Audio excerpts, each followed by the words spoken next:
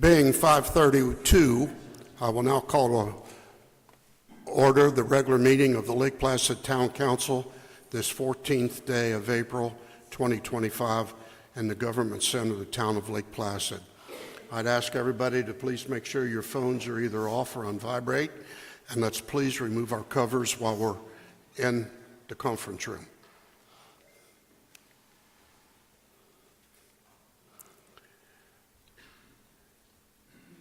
If everybody would please rise, we have the honor to have with us tonight Pastor Dustin Woods from the Grace Bible Church in Sebring, who's going to lead us in our invocation and pledge. Good to have you, Dustin. Glad to be here, and thank you all for serving. Let's pray together. Father, we need wisdom from heaven to make the decisions that best honor you and serve our community. And we recognize that we've been placed as stewards over this land.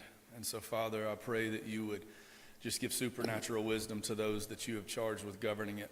We thank you for your love and faithfulness to us. We thank you for the gift of this resurrection season and the hope that we have in Jesus. In his name we pray. Amen. Amen. I pledge allegiance to the flag of the United States of America and to the republic for which it stands, one nation under God, indivisible, with liberty and justice for all.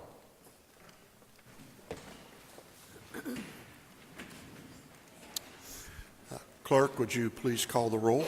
Mayor Holbrook. Here. Councilmember Hayes. Here. Councilmember Worley. Here. Councilmember Charles. Here. Councilmember Eberhardt. Here. All right, consent agenda 1, A through E.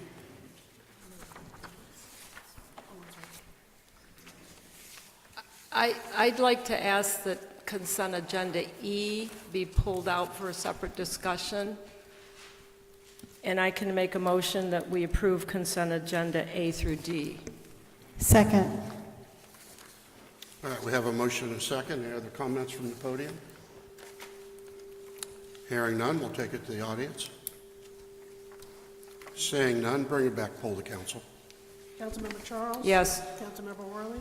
Yes. Councilmember Hayes. Yes. Councilmember Eberhardt. Yes.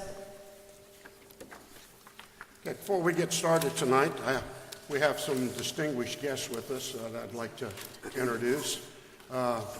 We got some representatives here from our fine fire department.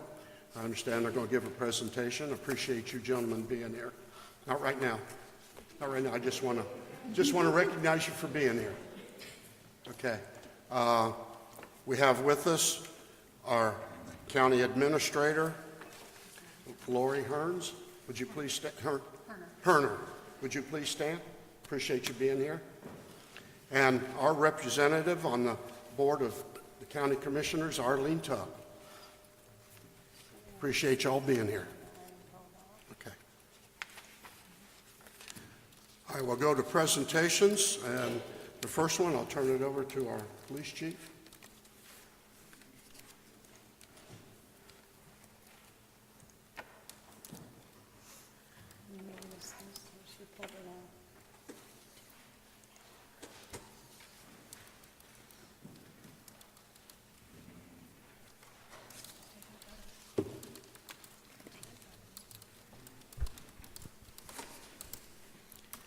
I stand before you today filled with gratitude and admiration as we gather to celebrate a remarkable milestone in the life of our dear friend and fellow officer, Richard Morey. After more than 44 dedicated years of service to the town of Lake Placid, Richard is stepping into a well-deserved retirement. Richard's journey with the Lake Placid Police Department began 4 decades ago when he donned his uniform with a sense of duty, integrity, and purpose. From that day on, he committed himself to protecting our community, upholding the law, and serving as a beacon of hope and safety for the citizens of Lake Placid. Throughout those years, Richard has evolved into not only a remarkable police officer, but also a deeply respected mentor and trainer for every officer who has walked through our department's doors. His unwavering dedication to fostering the next generation of law enforcement professionals has left an indelible mark on us all. It is no exaggeration to say that Richard's influence ripples through the very fabric of our department. Each officer he has trained carries a piece of his legacy, a testament to his profound commitment. Richard embodies what it means to be a leader, passionate, knowledgeable, and always willing to lend an ear and a helping hand. His ability to inspire confidence and enthusiasm in his colleagues will be felt for years to come. His knowledge will stay with me for the rest of my life, echoing in my mind as it has every day of my career. I remember his saying, "Be ready, don't get ready." If you have to get ready, it's too late. The event is already happening. You should have been ready. But perhaps what makes Richard truly special is not only his professional accomplishments, but also the person he is at heart. He is known for his kindness, his humor, and his ability to connect with the community. Whether it's sharing a friendly conversation at a local event or assisting people in distress, Richard's warmth and empathy stand out. As we bid farewell to a pillar of our department, we are reminded that while Richard's shift may be ending, his legacy will continue to shine brightly. We will continue to hear his teachings in our training rooms, feel his spirit in our community engagement, and most importantly, carry forward his exemplary values of courage, respect, and integrity. Richard, thank you for the countless hours you've devoted to making our town safer and for the tremendous impact you've had on our lives and careers. Enjoy all the adventures that retirement brings, whether that means pursuing hobbies, traveling, or simply enjoying quality time with family and friends. You've earned it.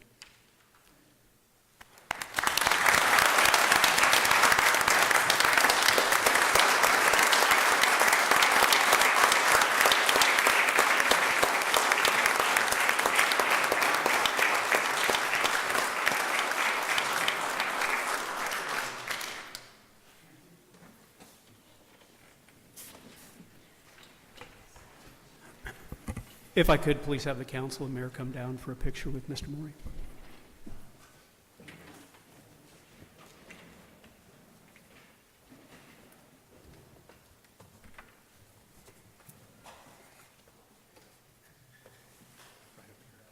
Guys, move up to the middle, please. Richard, please.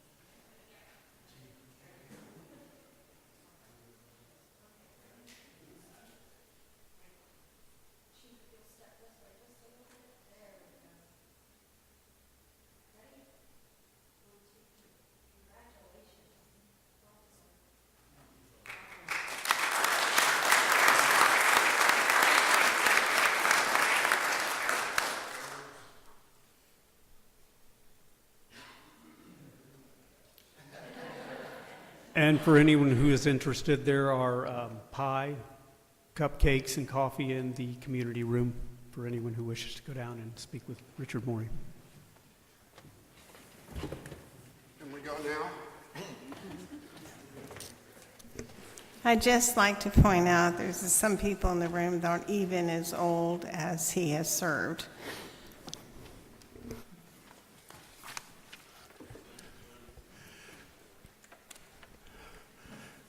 Thank you for our police department to be here to help honor him. We appreciate you guys and all you do. Also in the back, I didn't see Phil, but I want to recognize Phil Williams, our retired police chief and town administrator.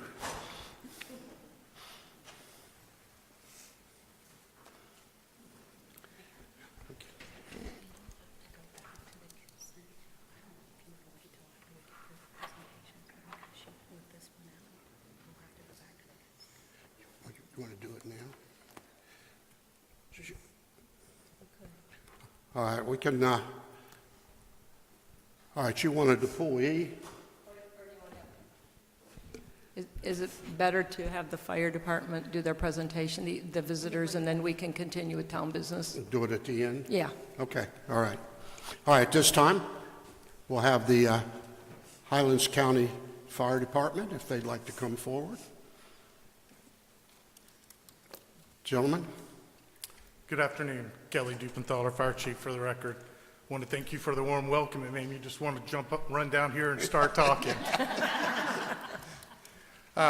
Anyway, we were asked to come down to speak with you on the proposed fire station. Took over about a year and a half ago, and I believe since then there's been some misinformation, maybe some miscommunication out there. I don't believe it to be any one certain person's fault. I just believe that there's been so many people involved, having so many different conversations with so many different people spread out over a 6-7 year time period. So in working with county administration or working with town administration, we've been communicating. In fact, we had a meeting. A couple of you were there. I'll describe that meeting as fruitful. So we're here tonight to continue that conversation. Just from an organizational point, we addressed it kind of like in a chronological order, and I believe that was the best way to do it. So I would like to ask Deputy Chief Fitch to come up here, and he has a PowerPoint presentation. I believe y'all have it. And we'll just go through it with a chronological order, and then we can move on from there.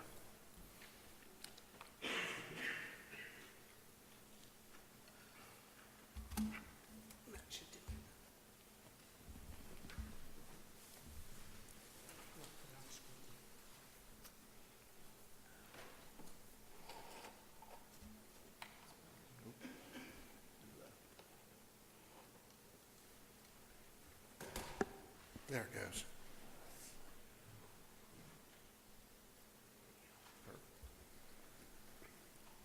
Good evening, Mayor, council members. Dustin Fitch, Deputy Chief of Highlands County Fire Rescue. As Chief Dupenthaler said, this has been a project for a long, long time, and it's been full of twists and turns, and some misinformation has gotten out. So when I was asked by Charlotte to come and meet with her and try to give her some explanation of where we've been and how all this stuff has gone on, and I said, absolutely, I'll gladly do it. Met with Charlotte and the mayor, and as Chief Dupenthaler said, a very fruitful conversation. I thought the best way to go about this was, let's go back to the beginning. That way we walk through it in chronological order. I named this presentation, the Lake Placid Fire Station, a brief historical overview. So we'll hit on 6 different things. The interlocal agreement of 1999, the Fire Consolidation Committee formed in 2016, the implementation plan approved in 2018, the initial funding plan for that implementation, and then the secondary study that happened last year, and then we'll wind it all into the Lake Placid Fire Station. So September 7th of 1999, Highlands County and the town of Lake Placid entered into an interlocal agreement. I'm definitely going to hit the high spots. I don't want to dig into the weeds of anything. I want to try to give you the timeline. So fire service coverage at the time of the agreement consisted of volunteer service only. This service standard is still applicable to today's provided services. What that means is we are still providing fire service with volunteer firefighters in the town of Lake Placid. We have supplemented them with career staff. We have cross-trained EMTs and paramedics who are assigned to an ambulance, and we also have a battalion chief that lives currently at the 11 West Interlake Boulevard location. So that is 24 hours, 7 days a week.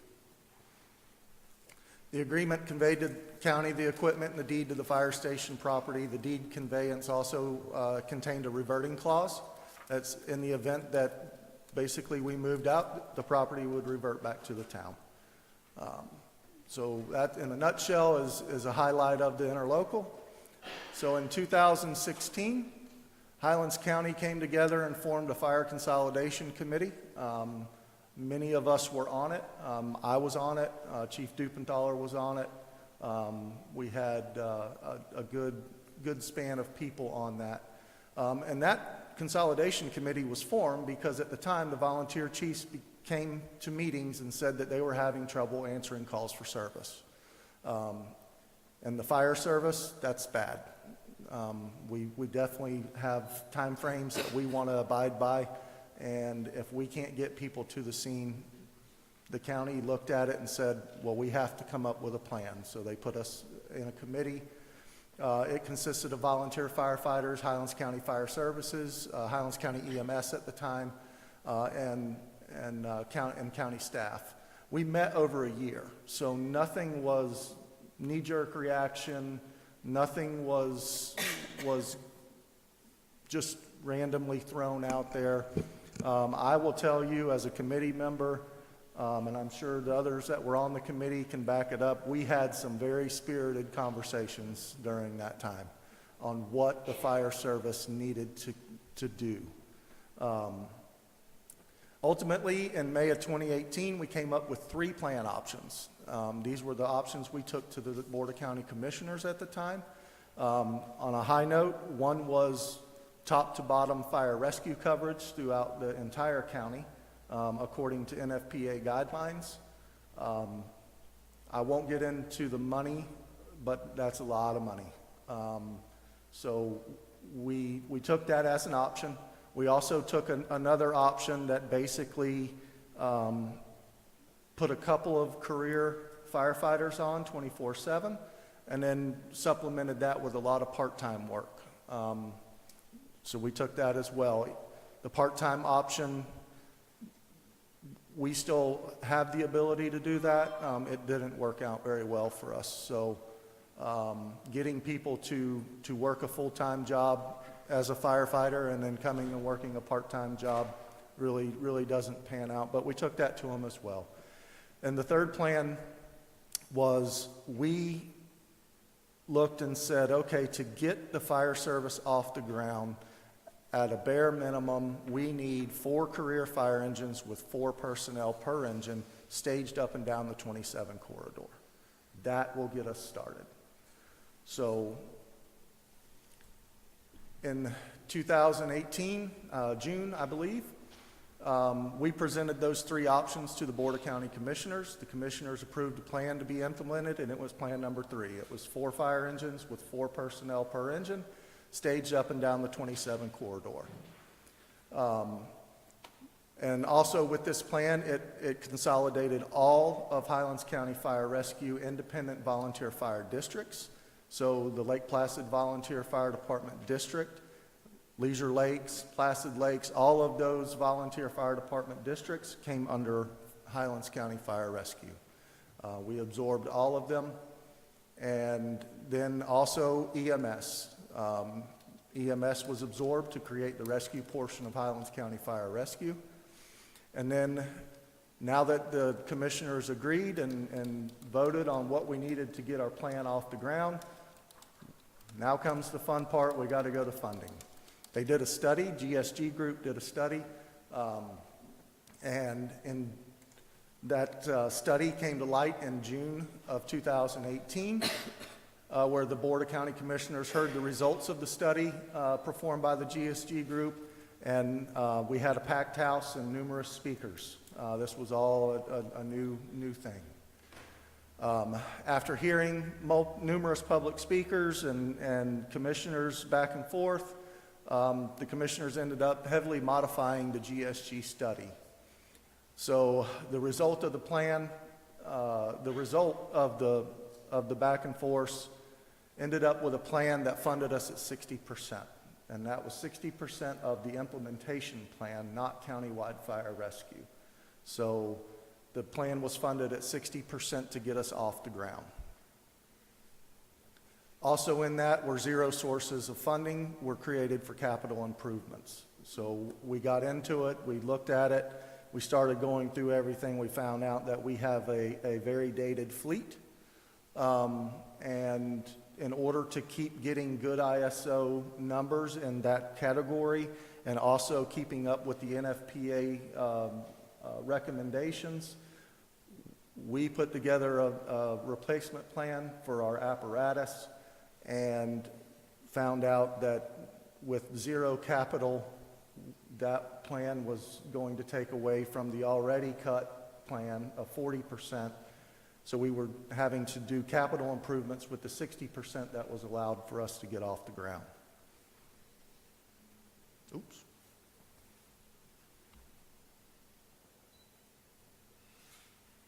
Yes, there we go. So in 2018, I think I skipped the slide.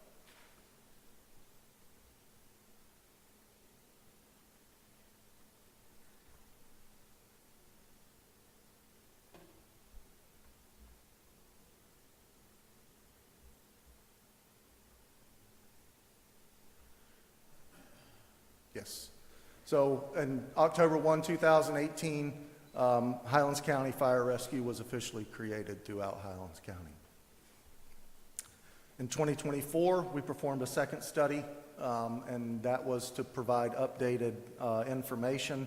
At the time of 2018, we had 10 independent volunteer fire districts doing their own reporting, and we were not able to provide good data. And so in 2024, we put a whole brand new set of data together, and we did another study, and it came with the rates that everybody is familiar with today. Once again, these were heavily discussed. The end result was an increase in funding level to 83.75%, with a 20-year capital apparatus replacement plan funded at 50%.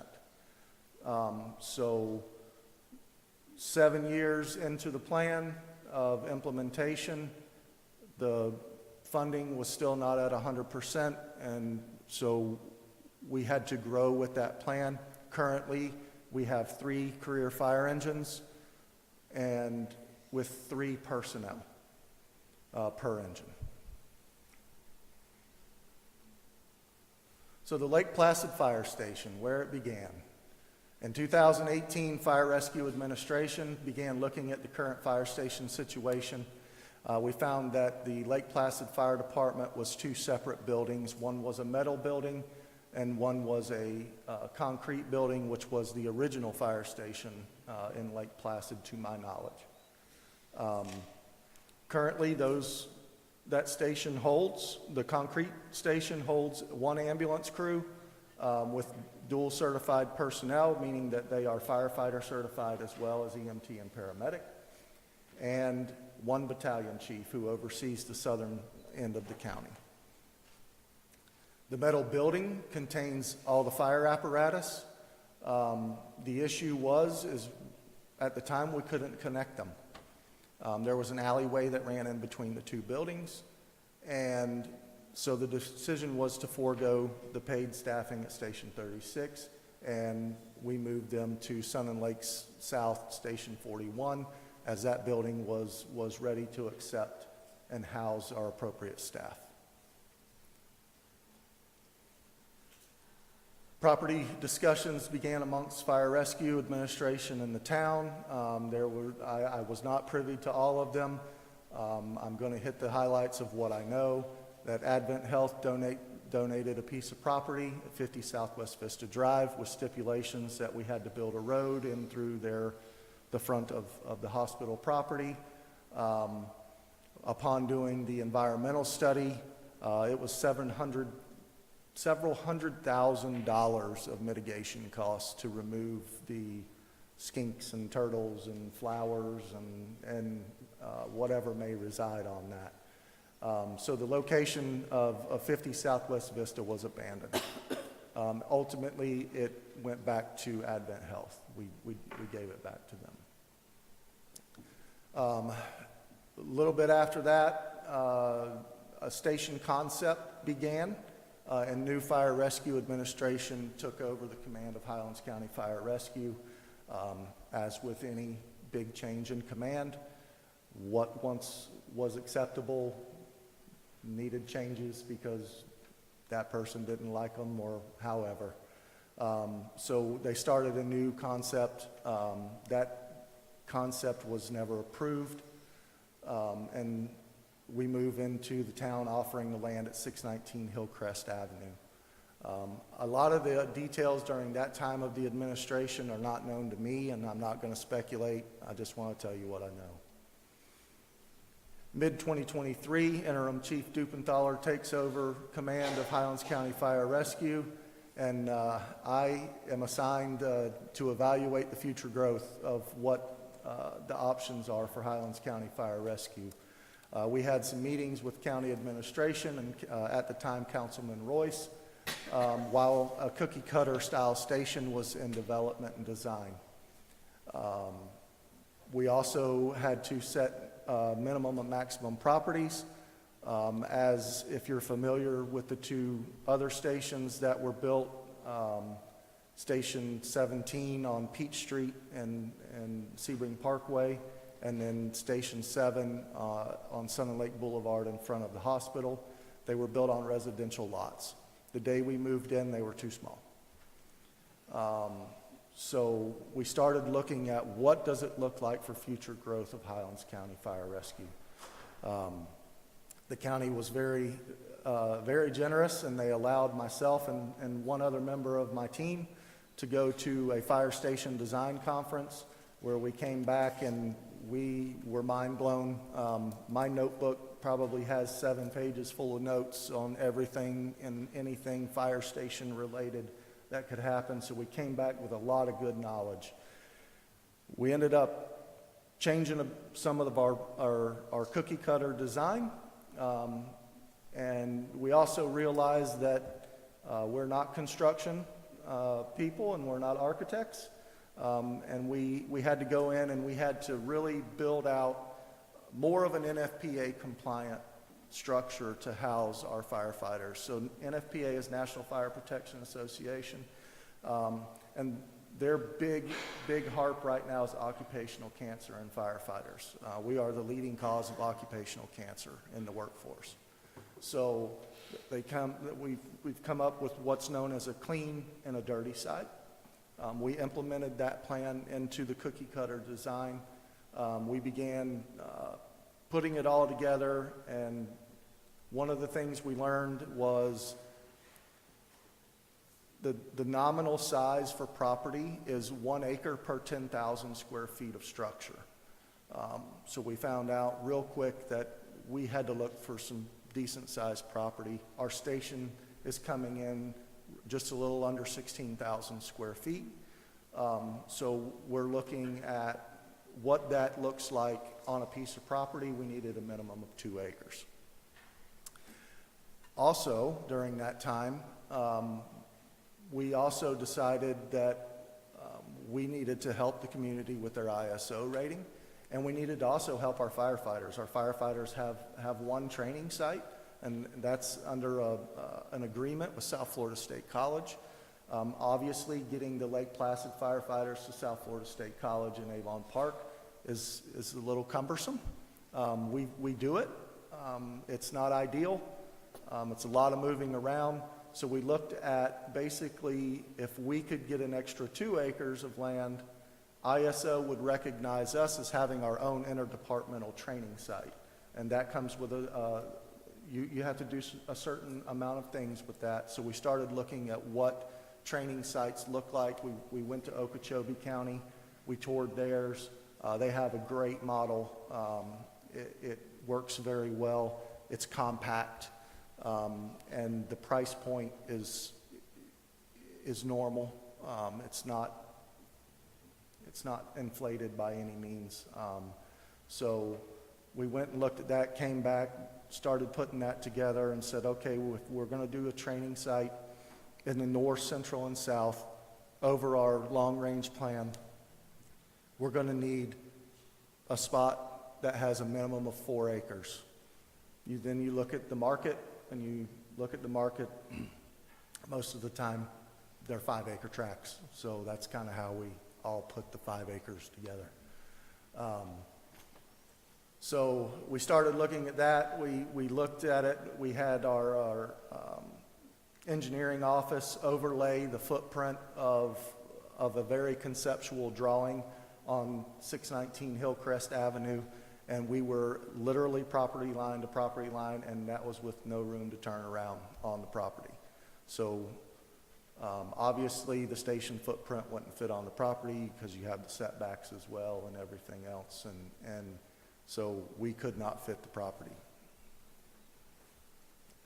We began using GIS mapping. ISO has done a number of things when they look at response times and how they look at them.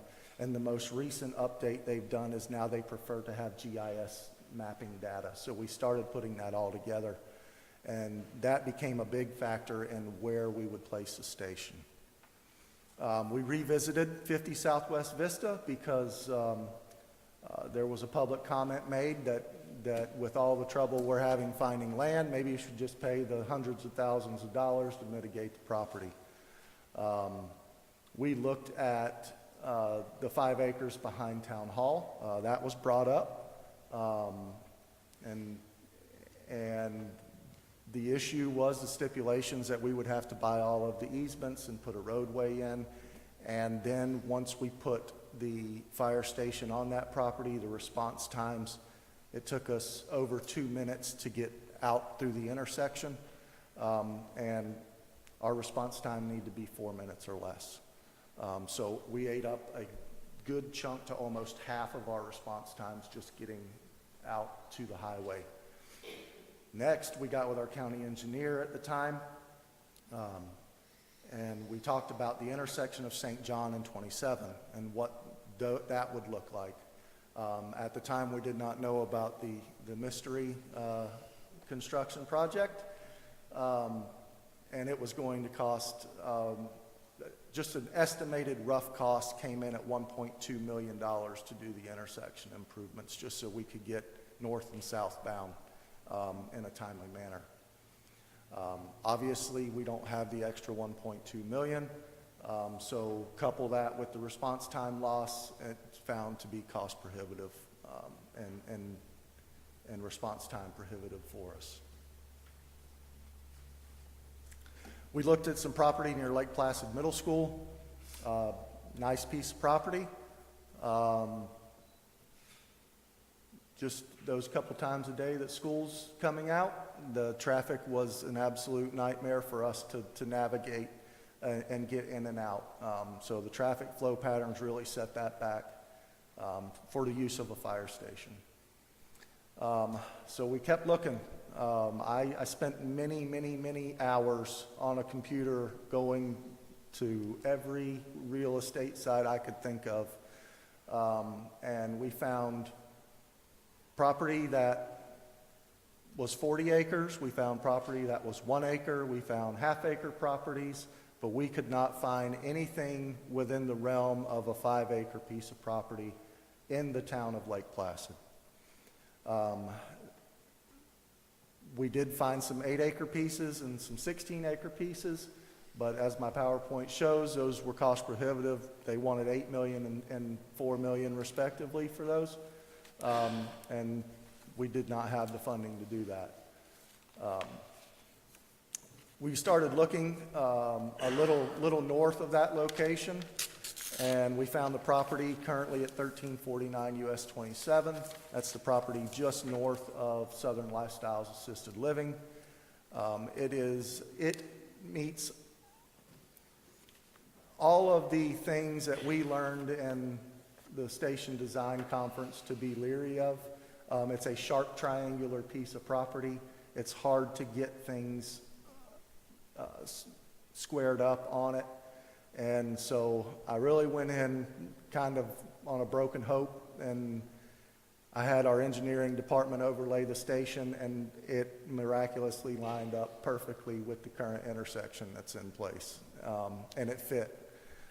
And being 7 acres, it has room for a training site as well.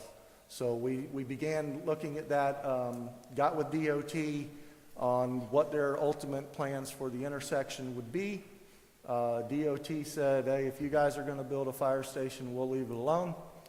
And we said, that's great.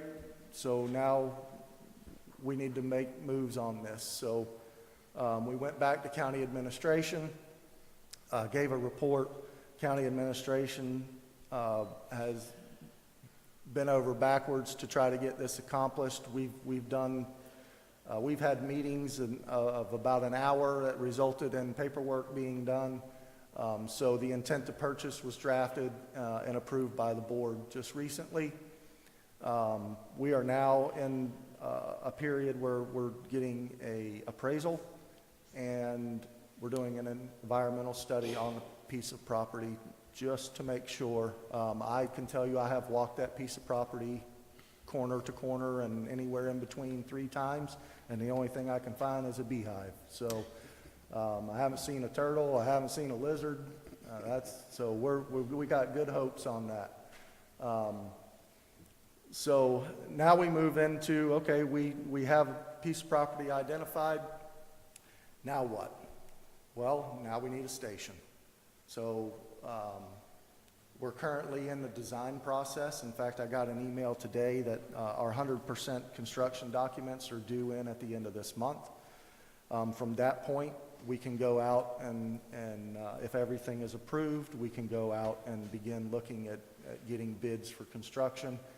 That'll give us a little better cost estimate of what we're looking at. Currently, we are believing, based on our architect's information he's given us, we are believing that a fire station and an adjoining training site is somewhere in the neighborhood of $7 million.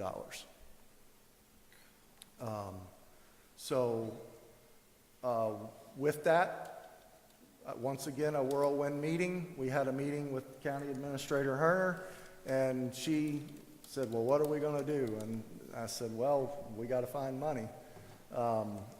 So she said, well, we're going to put it in for state appropriations. So the paperwork's been done. It is submitted. It is still in play. However, state appropriations can change on a dime, so I'm not giving false hope by any means. We are prepared to do whatever we need to do to see it to the end, and hopefully get the funding. So that is where we sit today. This is the overlay of the property that with station design on it, so you can see how it will look. The training site is not on here. It's a concept at this point in time, but the training site would obviously be north of the station to where you have some more open land. This is the conceptual drawing of the fire station. It says Spring Lake Fire Station, so I don't want to give any misinformation. We're doing cookie cutter fire stations. So with these fire stations, they can be 2-bay, 3-bay, or 4-bay. All of them house 10 people because we're building for future growth. So with that, we did an assessment of all the equipment that is currently housed at the Lake Placid Fire Station. And as the county has found out, we need the biggest one right off the bat. So this also goes the same for Spring Lake. So the equipment we have to move out there is going to require a 4-bay station as well. But so right off the rip, we have to build 2 of the biggest fire stations that the county will ever need, and what I have factored at 50 years. So we're jumping in, and we're not even dipping our toes in. We're just jumping in the best we can. So that is the conceptual drawing. Also, there's a drawing that I passed out to you. I tried to put it on this PowerPoint. You could not see anything. And then when I printed it, you still can't really see anything. But I wanted to give the design layout of what is now at a 90% drawing. And again, we're expecting the 100% drawings to come in at the end of this month. So there's still a little work to do before we get there, but that is what I wanted to bring to you today. And I felt, like I said, just a brief overview of years gone by And hopefully I've cleared up some information that may not have been correct for all of you. And at this time, I'll take any questions you may have. I appreciate you gentlemen being here. We're a lot closer than we were. And we hope to hear pretty quick in the near future that the funding is available and we'll be able to get started on this project. Because, you know, our residents have been looking for this for a long time. Yes, sir. So again, thank you. I have a few questions, if you don't mind. Having been through the drama of trying to build a police station, my first question is, what is the zoning of the property now? The zoning is currently agriculture. Is what? Agriculture? Agriculture. So you're going to have to change zoning Yes, ma'am. plan for that. Lots of time. Yes, ma'am. Yes. $7 million, does that include the purchase of the property? No, ma'am. Okay. And none of this includes the training facility, right? Yes, ma'am. The $7 million is inclusive of what it would cost to put the training facility Oh, in okay, as well. okay. Does the ladder truck fit? Yes, ma'am. Thank you. With room to walk around it. That was a challenge before. Yes, ma'am. Thank you. I have a couple questions. First, I'd like to thank you for the in-depth presentation. It was very informative, not only to me, but I know to a lot of other people. You had mentioned 4 minutes or less response time is required. So is that when a call's made? The challenge or the goal is 4 minutes after the 911 call Right. that you'll be on site? So ISO takes into consideration, Insurance Service Organization is ISO. I use a lot of acronyms and I just keep rolling, so if you don't understand, stop me. ISO uses the National Fire Protection Association's algorithm, and that algorithm says from the time the call is dispatched to the time the first unit arrives on scene should be 4 minutes. Okay. So the questions that have come my way are the concerns of response time for the southeast residents or the greater Lake Placid area, Placid Lakes, and, you know, and out towards Oak Island, Lake June Point, of having the station on the northern point of town. So how do I respond to that? Well- I think that's going to be more than 4 minutes, but, or will we just continue to be service those locations from Sun and Lakes? So currently, the current location of Lake Placid Station, there are gaps in there already. The good thing is that Insurance Service Organization looks at the county as a whole, not as an independent or individual district. So the county as a whole gets assigned an ISO rating for insurance purposes. Our current rating is a 5.5X. Actually, I was talking with Deputy Chief Hogan, and we're shooting for an ISO rating of a 3.3X once we get the new stations put in. So there are current gaps in the system already, and those, so when we look at it, we look what benefits the most of the residents and visitors and the shortest amount of time. For instance, I'm going to compare apples and oranges. My family owns property on the Kissimmee River. It will be decades before anything is done out there, you know. So we substitute that with a volunteer fire response. So you have, within the town, you have Placid Lakes that borders it, you have Highlands Park that borders it, you have Leisure Lakes that borders it. So the idea is basically using all of the resources in our dispatching matrix so we get multiple pieces of apparatus going to try to get someone there the quickest. But there's still gaps in the system. There's gaps. There have been. The gaps aren't new.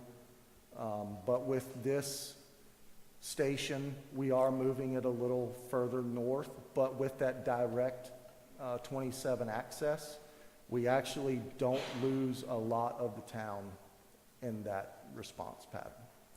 And did you say that the Placid Lakes Volunteer Department will be closed No, when this comes online? no, ma'am. Okay, I misunderstood something that you had said earlier, that the Lake Placid Volunteer, Placid Lakes would be, No, at Closed.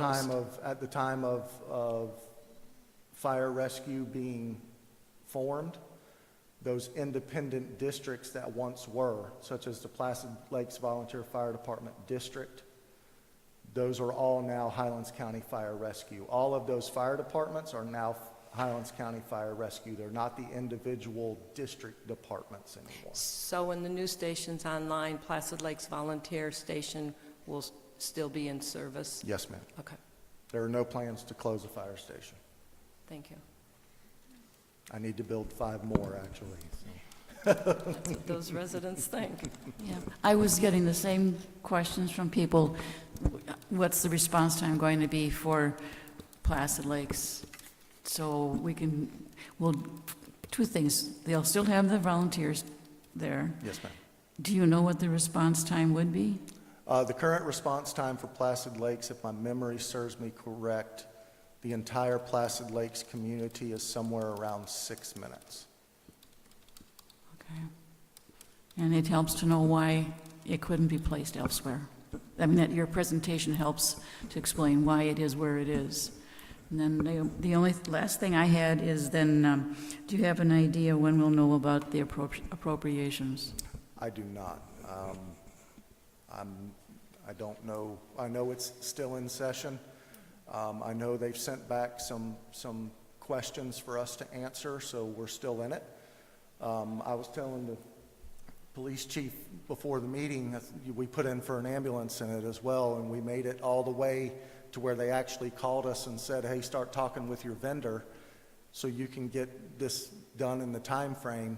And we literally went up to the last second and they cut us. So that was with an ambulance. We're hoping the fire station and with us having already in the process of acquiring the property, we're hoping that we're showing some skin in the game and that we're willing to do our part to try to get it off the ground. Okay, I have some questions as well. When you put this station there, are they going to have the blinking light and then it's going to stop traffic when you have to go out? So that has not been finalized yet. There are a couple options. And I don't want to speak on our county engineer's behalf, but he reached out to them. And I want to say they were a little hesitant about putting in a full traffic signal light there, but that they were willing to put in some type of warning system that would alert drivers of when we were coming in and out of the station. So you have a couple of those in Sebring, and I've experienced both of those. So it would look like that, it'd be blinking, and then when you had to come out, it would turn red and traffic would stop and come out. Because I don't see you putting a full signal there either. Right. So that's what that would look like, maybe, like it'd be Yes, blinking, and then you had an emergency, it turned red, stopped the traffic, come out just at that moment. Yes, ma'am. It would be an emergency operated light only. So anytime we would leave the station running a call, we have the ability to change those lights. Okay, I just wanted to kind of alert the people. We've got a lot of construction going on in Lake Placid. All good, saving lives, all good. But I'm just saying, a lot of people are going through that right now. So I just want to give them a heads up. And then a couple things on your design. It looks like a corrugated metal exterior. And we've had problems with that before because the town requires you to finish the exterior. Just wanted to give you a heads up on that one. Heads up. Okay. And then you know that we need our, you all know this, we need our facility in town back for our own use for the town. So of course, we're anxious. I mean, we're going to either have to build some, more buildings, or we're going to need that facility back. So of course, that's another step for us that if we build no more buildings and then we find out we get that facility back from you, from the volunteer Lake Placid Department, we will, I mean, it's just kind of an overbuild. So we're hoping that we can get this thing done. So if you can give us any guidance, send to any of us information how to push this through the state, I would appreciate that, so we can tell them about our needs. So we, maybe can help you guys as well. And then the other thing is of course, we've always wanted you downtown. So our town people have great insurance rates and things like that. Will this increase the town people getting home insurance? Will this help them? Do you have any criteria on what this would do for people that have home insurance in the town of Lake Placid? Because you're actually going to be a full facility rather than volunteer.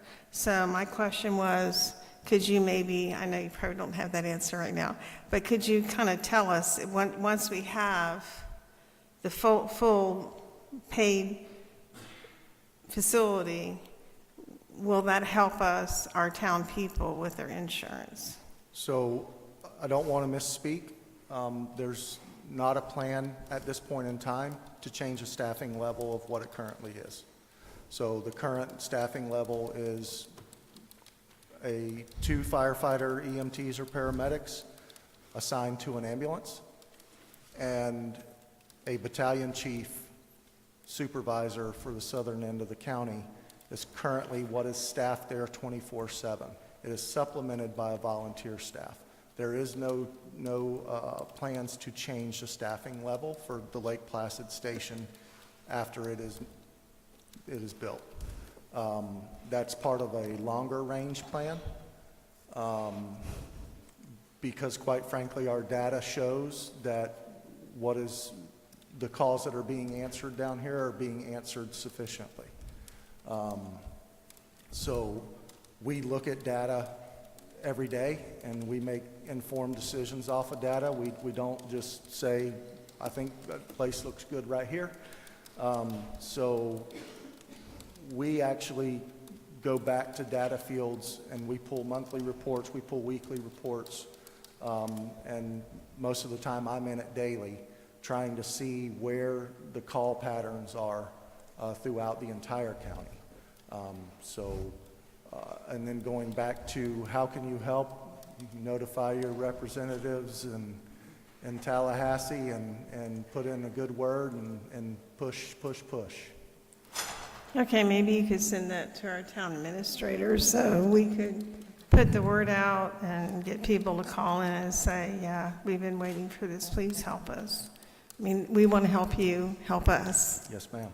Thank you. So when you get this new station built, first of all, is it currently in the town limits, this property? Yes, ma'am. It is, okay, so then we're going to have an issue with the metal, like Ms. Worley said. But is your intent then to close the station downtown? So it goes back to, it will revert back to the town Okay, once we move out of the property. I see. Thank you.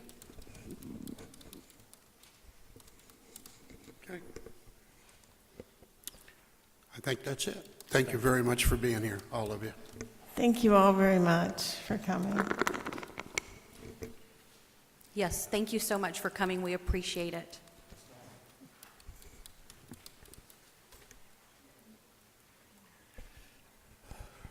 Next, we'll go to 2B, Mobile Food Dispensing Vehicles, Central Florida Regional Planning Council.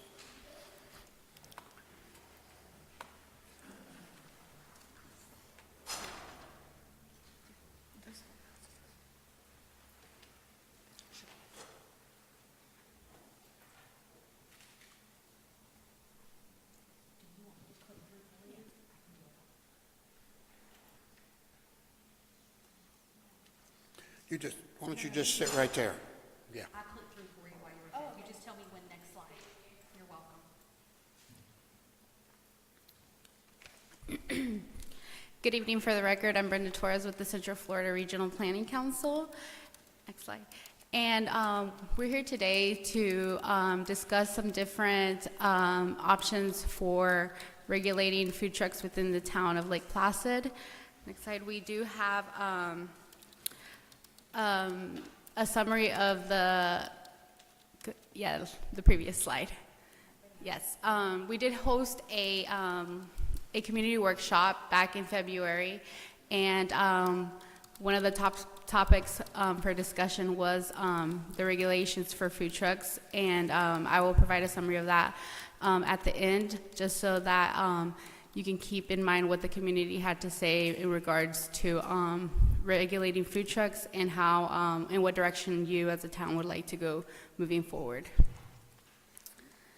So just some background information. Currently, the code of ordinance does address peddlers and solicitors, and but it does not address food trucks. So Florida statute does preempt circle local government regulations of mobile food dispensing vehicles. So Florida statutes 5091002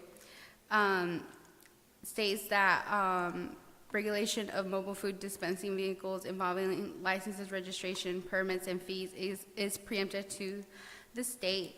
However, local municipalities cannot prohibit mobile food dispensing vehicles from operating within its entirety of the entity's jurisdiction. They can, however, provide regulations for them. There are two types of mobile food trucks or mobile food dispensing vehicles, and those are those types that only sell packaged foods or non-potentially hazardous food items, and these are regulated by the Florida Department of Agriculture and Consumer Services. And then there's your full-on mobile food truck dispensing vehicle that processes and prepares potentially hazardous foods such as hot dogs and hamburgers. These are the ones that actually cook within the food truck. And these are regulated by the Florida Department of Business and Professional Regulations. So you do have a couple of options for how you would want to allow food trucks within the town of Lake Placid. You could allow them through a special events permit as an accessory use, as a primary use, as part of a food truck park or pod, and or as part of an overlay district. And I'll go into detail what those mean for you. Can I just ask a real quick question? You'll go into more depth on the special event permit, so to speak? Yes. Okay, thank you. Mm-hmm. So your special events option is through a special event permit. This would be permitted on private property or permitted as part of city or public events. This means somebody wants to have a store could have a potential like discount day or plant sale, and they want to bring in a food truck just for that day. They would be allowed through a special event permit, meaning they'd submit the permit to the town stating the date, times, location, and next slide that shows kind of what that would look like. So here you can see Lowe's has a food truck in front of their store just for that weekend or for that specific day or event. Same thing with, as you can see at the top picture, this looks more like a event in like the downtown, so you have multiple food trucks as part of that special event permit. Your next option is through an accessory use. This is when there's already an existing business and operation on the property, and they want to bring in a food truck to be an accessory use to that primary use. Example, brewing company with a food truck on site to provide food. It could also be allowed as an accessory use to an unrelated business, such as a storage facility allowing for a food truck to operate on site, or a mechanic shop allowing for a food truck to operate on site. In your next slide, you can see what that would look like. In the picture at the bottom, you can see it's a storage facility, and then they have a food truck in the front. Your next option is primary use. This is when there is a vacant property and the only use on the property is the food truck. Regarding food truck park or pod, this is when a property or an area within the town has been established for mobile food businesses to congregate and offer their services to the public. This also would include requirements for parking, restrooms, seating, and waste facilities. And the next couple of slides are just different examples of what like a food truck park or a pod would look like. So you can see here, this is a designated area with kind of common eating space in the middle with the food trucks all around it. It has basically been established as an area for just the food trucks and for the community to go and gather there for that service. Next slide. This is another example of what that would look like. And we have quite a few different examples of what a food truck park is. Next slides. Next one. Okay. Your last option is through the overlay district. This is a food truck overlay district that would be established with specific requirements, meaning the town would have identified locations where this overlay would apply to. And then through the resolution, which would include all the requirements, each location would be identified and fall under this overlay. We do have general requirements that go along with regulating food trucks, and those are that the food truck must have a valid license as required under Florida statutes. There are safety provisions for sidewalks, driveways, ADA parking, and fire lanes. Location of the food truck should be on a stabilized surface or improved surface, and requiring that off-site parking needs are met. Also, they must provide trash receptacles for patrons and remove the trash. They would also be responsible for disposal of liquid waste and grease.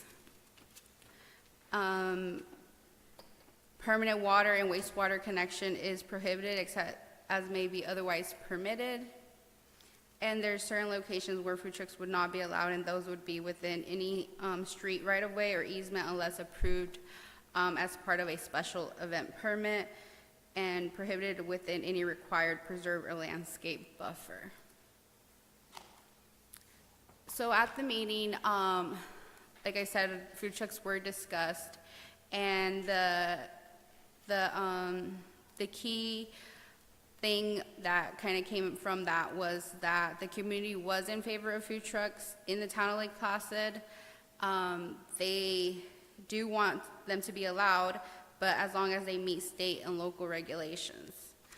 Next slide. Food trucks should be permitted either through a special events permit with property, with property owner permission, adequate zoning assigned to the property, and the application of a permit. They want to see food trucks regulated as long as they, protect the safety of the property owners, neighboring businesses, and visitors, and that regulations should require adequate parking and site location, should protect the customers and the community. So those are just a summary of what the community wants in regards to food trucks. I did an overview of the different options that you have, and then what the community said, and we would like to have some discussion, and I can stand to answer any questions you may have as to the direction you would want us to go regarding regulating food trucks and the text amendments that would come from that.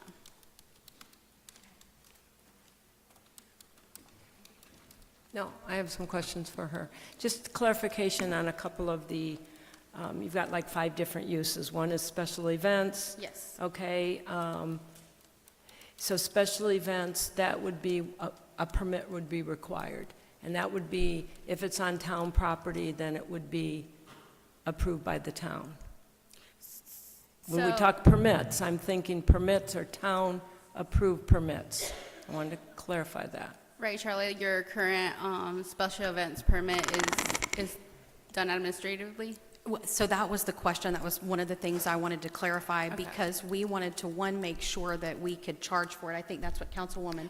I'm not at the charge. I'm still on the insurance liability and the protection for the town. Right, for the permit, but that's what I'm saying is it was our understanding we couldn't charge under Florida statute for food truck vending. And that was why I said, does that mean that we then need to be able to have a permit put into place for food truck vending? I need more clarification on that. I can go back and get an answer on that, because from my understanding, there are cities that do charge a special events permit, and it falls under that. So I'm not sure unless it changed recently. I can definitely provide that clarification before we move forward. Part of the reason why is because if we go through that permit process, then we would require proof of the insurance and things of that nature. Right. We would be able to put the checks and balances in place to make sure that it adequately safeguards the town. Right. And so then the question is it the event, owner that's hiring the food truck, that then that event owner would come in? Let's just pick on the Merchants Association. If they decided Right. to close the street, bring in some food trucks, would they be the ones to come and ask for the permit? Or is the food truck company coming in and asking for the permit? So when it's a special event, it depends on the type of event. So if it's Lowe's wanting to have the food truck for their event, it would be Lowe's, the property owner. And if it was, let's say, Main Street, Lake Placid, or a The community, drag boat races, right? It's another one that we're going to do down at the then park. they would come forward and apply for the special events. And part of that permit would require a site plan, and they would have to show where every single food truck that they are bringing would be located. So the sponsor of that event. and, Right. Maybe drag boat is a better one. The drag boat races, that Correct. Southern Outlaw company would then have to come forward for Correct. where the requirements for the permit. And they would have to make sure that all the food trucks involved in their event follow the regulations that are put in place. Okay, so even though they will then have a contract with the food truck company, we, the town, give the permit to the organizing, Right. the organizer of that. My other question is more on the primary use, the vacant, within the overlay district, because most of those, I'm assuming, are a private business land. Are you talking about primary use or over the overlay district? I'm talking about all of them. When you went through that chart, it made me think primary use, Lowe's wants to have something, that's their property. So I didn't think that we could require a permit from a business that wants to have a food truck on their own property. So the accessory use to a business already established is provided through a permanent accessory use. And that's actually an amendment to your text under the table of land uses, so it would be its own item. But they would have to come forward and also provide the site plan and obviously have owner permission, and that food truck can be there. So, and then as like a vacant property, it would have to go through the same procedure. I'm sorry, I'm not clear. So if a business owns a property and they want to bring in a food truck that will park on their property, that requires a permit? Yes. We can control what they can do on their property? Yes. If it's related to food trucks? Correct. So basically, Interesting. under your table of land uses, if you want to allow them, let's say in every zoning, then it would be either a conditional use or a special exception, and it's permitted. So every time somebody wants to establish a food truck, they would have to come through the permitting process. So it sounds like overall, what I'm hearing is, if we decide the food trucks, any use of a food truck anywhere within the town limits would have to come for a permit. I'm sorry, Dana Riddell, town planner, if I can chime in as well. Sure. So some of the language that Ms. Torres is using, is a little bit different than the language that town council is using when you're referring to a permit. So Ms. Torres is talking about a text amendment to the regulations to where there's two options. You wouldn't come in for a permit that you might think of where you say, yes, thank you for registering your information. Your food truck is allowed. That's not specifically what she's referring to when she talks about a special exception. Special exception is when it's been indicated in the zoning regulations that it's a permitted use as long as it meets additional standards. So it's not approving a food truck on a case-by-case basis. It's approving the potential to have a food truck on a property, whatever that food truck is. So again, it's not individual regulation of each food truck. It's the regulation of can a food truck happen or not. And she's indicating that you would have the option to, when you go through to amend your text, and they're probably looking for some direction tonight, you would have the option to say, we want to allow food trucks as an outright permitted use, accessory to businesses, kind of like what the code says now. It says as long as there's a, paved parking area, you could put a food truck there. We could amend the code to say, so long as there's a site plan that is approved either administratively or by town council. Really, the option is yours as to how we go about this, but permitting food trucks on a case-by-case individual basis, correct me if I'm wrong, Brenda and Jennifer, is not necessarily what? Right, it would be up to council how. Sorry. Hi, so it takes a team. Good afternoon or good evening. Jennifer with the Central Florida Regional Planning Council, and thank you, Dana, for the clarification. So if someone's coming in as part of a special event, this would be included, but per Florida statutes, all of the permitting for food trucks is done at the state level. So if Brenda and I have a food truck, all that permitting is done at the state level. And I'm so sorry, I apologize. We were coming to talk more about locations. You can certainly regulate the locations of food trucks, but local governments are preempted to the state for prohibiting or having any additional special permits. So I do apologize for the miscommunication on that. But per Florida statutes, the permitting is done at the state level. So I'm still confused. So it's clear events. We can require them to have a permit to utilize a certain facility of the town. So there's a town permit versus a state permit. The state permit supersedes the town, but the town can regulate where. Is that correct? We would have a proprietary interest when we're talking about having a special event on town property, and that's some of the distinction Ms. Torres was making, was if you are on town property, we control and we regulate town property. It's like someone coming to your home and saying, I'm going to set up a food truck there. Okay, you need our permission first. Mm-hmm. And I'll let Jennifer continue from there. Yes, thank you, Dana. So yes, if it is on town property, the town can require a special permit, for example, for a special event that would allow food trucks. That would be the permit. And let's just clarify town-owned property. not within the town limits. That's really, you know, It would need to be in the town limits, in the town's jurisdiction. okay? I think part of the question is if it could be on town right-of-way, which might be a county-maintained road, but in town limits. So Florida statutes is pretty clear that you would need special approval for Right. it to be allowed in the right-of-way. Right, that was one of the Yep. bullets you had. It couldn't be in the right-of-way. Right. Right, or an easement.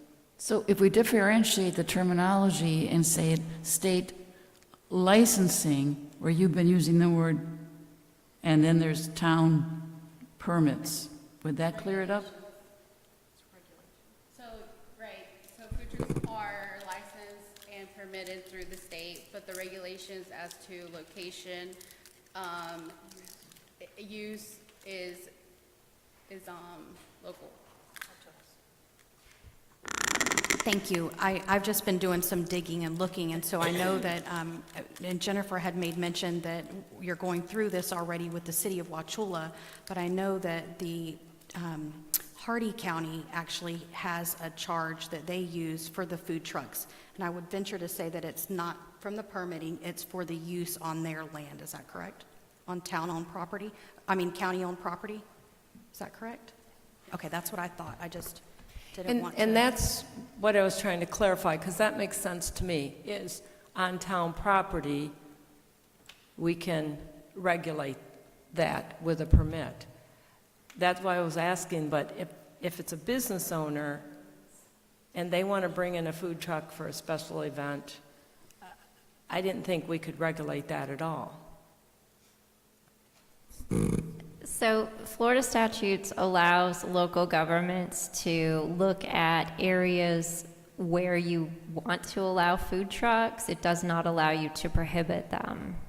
So we can come back with some draft language. I know the town attorney's been working on this, but really the question for tonight is, would you like kind of a certain area of the town focused on where you would want to allow food trucks in non-residential areas? Would you also want language in there during special events, you know, including in your special events, permitting that consideration? That's language we can bring back to you. And when you look at food trucks, where you allow them in the town, do you want them focused kind of in that core downtown area, Main Street and Interlake as an example? That would help with the detail. I know that the town has been working on language to address them. So this would provide a little more definition. Right now, you are left to defer to Florida statutes. So hope that helps. Would it be fair to say that, You got your mic on? would it be fair to say that if you're putting food trucks on private property, that private property needs to be zoned that would allow food trucks? Now, that may say it's commercial, it may say restaurant, something like that, but nonetheless, it couldn't go on to single-family residential. Am I close in that? Yes, you are correct. Thank you. You also mentioned that somebody has to provide ADA, sidewalks, parking, all of those things. Assuming the town designates a certain area of town property, be it right-of-way or a park, does that then fall to us to be responsible for the trip and falls? Hence, Councilwoman Charles' point of insurance. I would defer to the town attorney. I don't have an answer on that. Thank you. Thank you.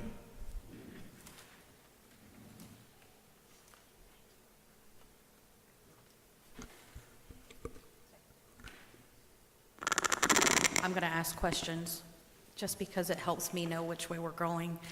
And having some conversation with residents, and then also with some of the previous council and some of the council we have now, it was my understanding that Stewart Park has ideally been that location that has been used primarily for the food trucks. And I don't know, Chief, you may be able to help me with when we had the Halloween event downtown.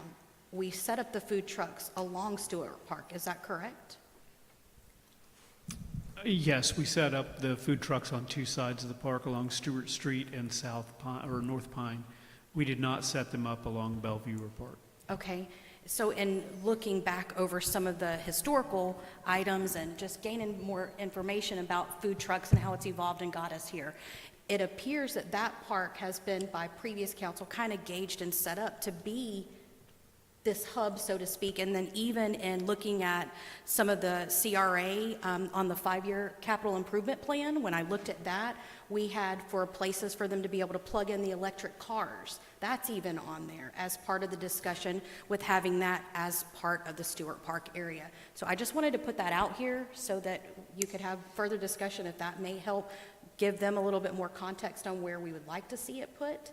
I'm not saying one way or the other, I'm just saying based off of previous council, it looks like that was the way we were going, and that park has already been primarily designated and been used for those purposes. So I'm just putting that out there for discussion.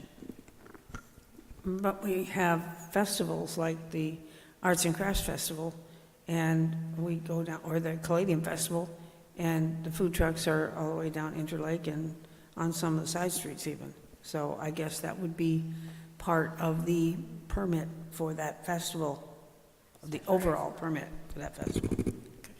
Correct, that would fall under special events permit, and what city manager, town manager is saying, with Stewart Park, that would fall under the overlay district. Right, okay. Right, but what you've mentioned, I mean, those are all events. And I mean, I don't have a problem with events. I think that, you know, it's worked well, and it's, you know, supplements people coming down for the event and then getting something to eat or not. Where I'm not clear still is on somebody's business. And I think that's what they're looking for, the direction of, you know, what to go forward with. I'm still struggling with if somebody owns a business, you know, and we've had that over in, you know, the Beef O'Brady's back over there. There used to be a pizza truck one time, then there was a taco truck. So that's where I'm not certain how we as, you know, town council can then regulate, and I guess we can regulate anything. I don't like the word regulate, but control where they place it. But I struggle with somebody who has a business that wants to put a food truck out there, that we would control that. That's where I'm not clear. We would change the land regulation of food trucks can only go here. Could I try to address that? I think you a moment ago said somebody could or could not do something on a food truck basis. In that instance, your example of in a shopping center, we could change the code to say, the zoning code to say food trucks are allowed in shopping centers as a matter of right, I would think. Correct. We could also say it is a matter for special exception. That's a 2 or 3 month process, though, to get through to allow even a food truck. You could thirdly do the permit, which would be a simple resolution and be done. Is that a fair analysis of on private property? Right, as an accessory to already a business, correct? Okay. I mean, the results were overwhelming. People like them, they want them. So our challenge is what's the right wording to put in place so that we can protect, especially if it's on town property, that we can protect us for any liability. Right, and from the options, you can choose all of them, or just as a special events, as a accessory to existing business, and as an overlay district, if that's something that's the direction you want to go. Well, I'd like to see wording for all the scenarios. Okay. Public property, private property, and special events. You know, different rules for each. Including as a primary use on vacant? Yeah. Okay. So you're open to food trucks on town property outside of a special event? I am. Well, it would have to go up for discussion, but I want to get something on the table and see what the reaction is. May I inquire? Do you see any issue with saying the food trucks can be, for example, anywhere on a parking part of a street, but not within 500 feet of a restaurant? We've kind of discussed that. Oh, I'm sorry, could I clarify? When I meant public property, I had in my head something like Stewart Park, like a pod area. I'm sorry, I didn't. I should have clarified, when I was thinking public property, I was thinking like a pod, like Stewart Park, not just willy-nilly public property. Okay. A designated. Well, if we designate, we can say stay away from, for example, Main Street America. But my point is, if we allowed in any parking stall, can we then say, but not within 500 feet of a restaurant? Or are you saying you don't want to go that broadly? No, I don't want to go the willy-nilly any parking spot. I want the designated pod, or designated area, the overlay. I agree. Never mind. I think parking spots gets into the safety provisions that she talked about earlier. You're going to fight that right away in a parking spot. But I think, if I understand it correctly, you can have a food truck outside of a private business on their private property. If the option for an accessory, yes, if the business owner comes forward and says, if a restaurant owner comes forward and says, I want a food truck on my property as well, through the accessory use, that would be provided. Yes, that's like an extension of their business. But for Correct. years, we had a hot dog stand in front of Home Depot. So, they approved that hot dog stand to be there, but they were not associated with the stand itself. So any issues that came up at that place was dealt with that place, not with Home Depot. So, just a point.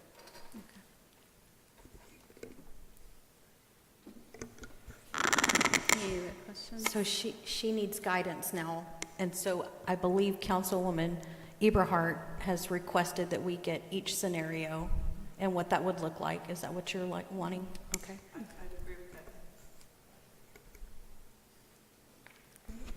And I think you should cover places like mine. I'm commercial, I have a driveway.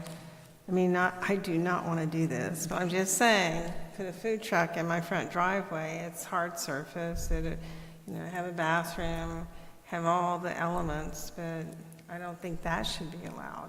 I don't think I should be allowed to do that, and I'm not going to do that, but I'm just saying, those are the instances where I have a driveway, it's on my property, it's on commercial property, I have all the elements that I could have a food truck there, but I don't think I should have one there.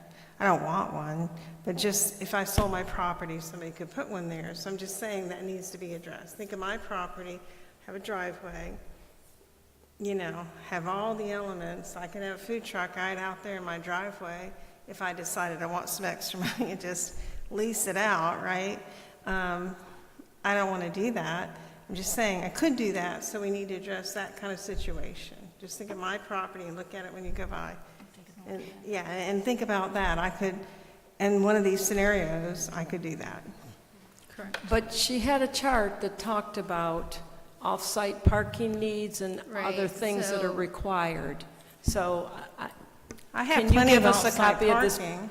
I have street parking. I have all. it doesn't say street it would have parking, to it be, said off-site. I just took some notes from her bullets, and Right, if we can get... it would be required for you to have enough off-street parking for your business and additional for the food Okay, truck. so that's, okay, that's another Right. element, okay. Right, so could we get copies of the charts? They were very good, and I think there was a lot of clarification in there on if it was allowed, here are some of the things that are required, by the business that's having a food truck. Any other questions? Anything else? Thank you. All right, thank you. Appreciate y'all being here.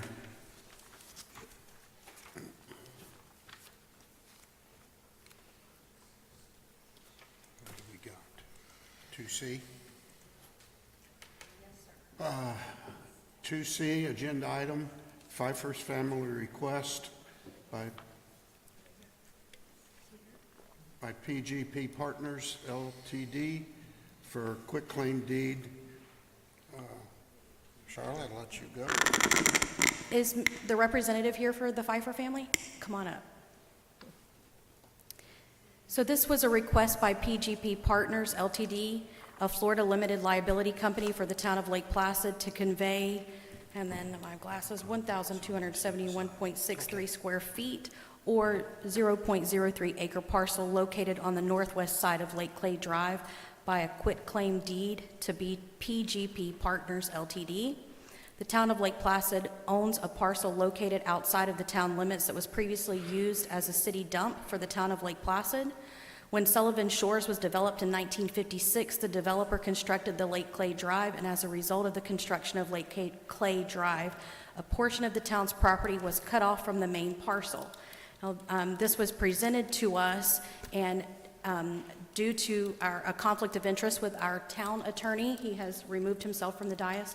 I did ask Kim Sapp with Kimberly Sapp. It is right. Okay. Well, sorry, I keep wanting to call her something different. I want to call her Sullivan because I keep seeing this on Sullivan Shores. But she reviewed this and she put it up before us. Kim Sapp with Sapp Law will represent the town. Any expense that will be incurred will obviously be directed over to the Phypher family. So do you want to go ahead and present to the council on what you're asking for, sir? Yes, what would you like to know? My name's Stephen Vipers. Can you, is it on, Mr. Phypher? I don't know. Oh, there you go. Yeah, Now you're on. just speak into it. My name's Stephen Vipers, part of PGP Properties. And like you say, my grandfather owned that property back in the 40s. And when he sold Sylvan Shores to Mr. Whitaker, when they put that road in there, they could cut that little piece of property off from the town. And now I'm trying to just get things straightened up, so eventually it could be sold, or actually I'm trying to sell. The whole piece is 13.83 acres.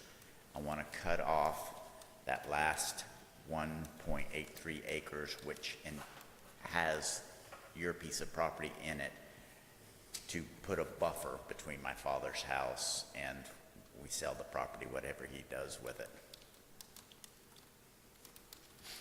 Thank you. I'm going to read what Ms. Sapp put together for us. So the town of Lake Placid owns a parcel located, and I went through that part. Let me see.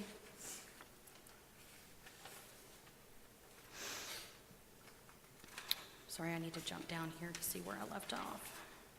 The portion that was cut off is the subject parcel, and the approximate location of the subject parcel is shown on the attached aerial in red, and I'll pull that up in a moment. The town of Lake Placid's parcel from which the subject parcel was cut off is outlined in blue. PGP Partners LTD owns the property to the subject parcel, and the subject parcel has been enclosed by the fence around the PGP Partners for at least 50 years. It goes all the way through, and her analysis is located here, where Florida statute does not provide a procedure for the sale of municipal property. The procedure for sale of municipal property is controlled by the town charter. Section 413G of the Charter of the Town of Lake Placid provides the Town of Lake Placid may only convey or lease lands by ordinance. The size and location of the subject parcel make it impractical to develop or improve, making the value of the property de minimis. The only parties who could utilize the subject parcel are PGB Partners LTD and PG Phyphers Jr. or Carolyn Phyphers, who both own parcels contiguous to the subject parcel. PG Phyphers Jr. is a general partner for PGB Partners LTD and has expressed that he and Carolyn Phyphers have no interest in the subject parcel. The property has been enclosed by the fence of PGP Partners or its predecessors and assessed as part of the PGP Partners LTD for over 50 years. It is unknown why the subject parcel was left on the northwest side of the road. The town of Lake Placid has not used the subject parcel since the construction of Lake Clay Drive and had no knowledge of its existing until the recent title search and was presented to us. Conveyance of the subject parcel to PGB Partners LTD would eliminate an errant parcel titled to the town of Lake Placid.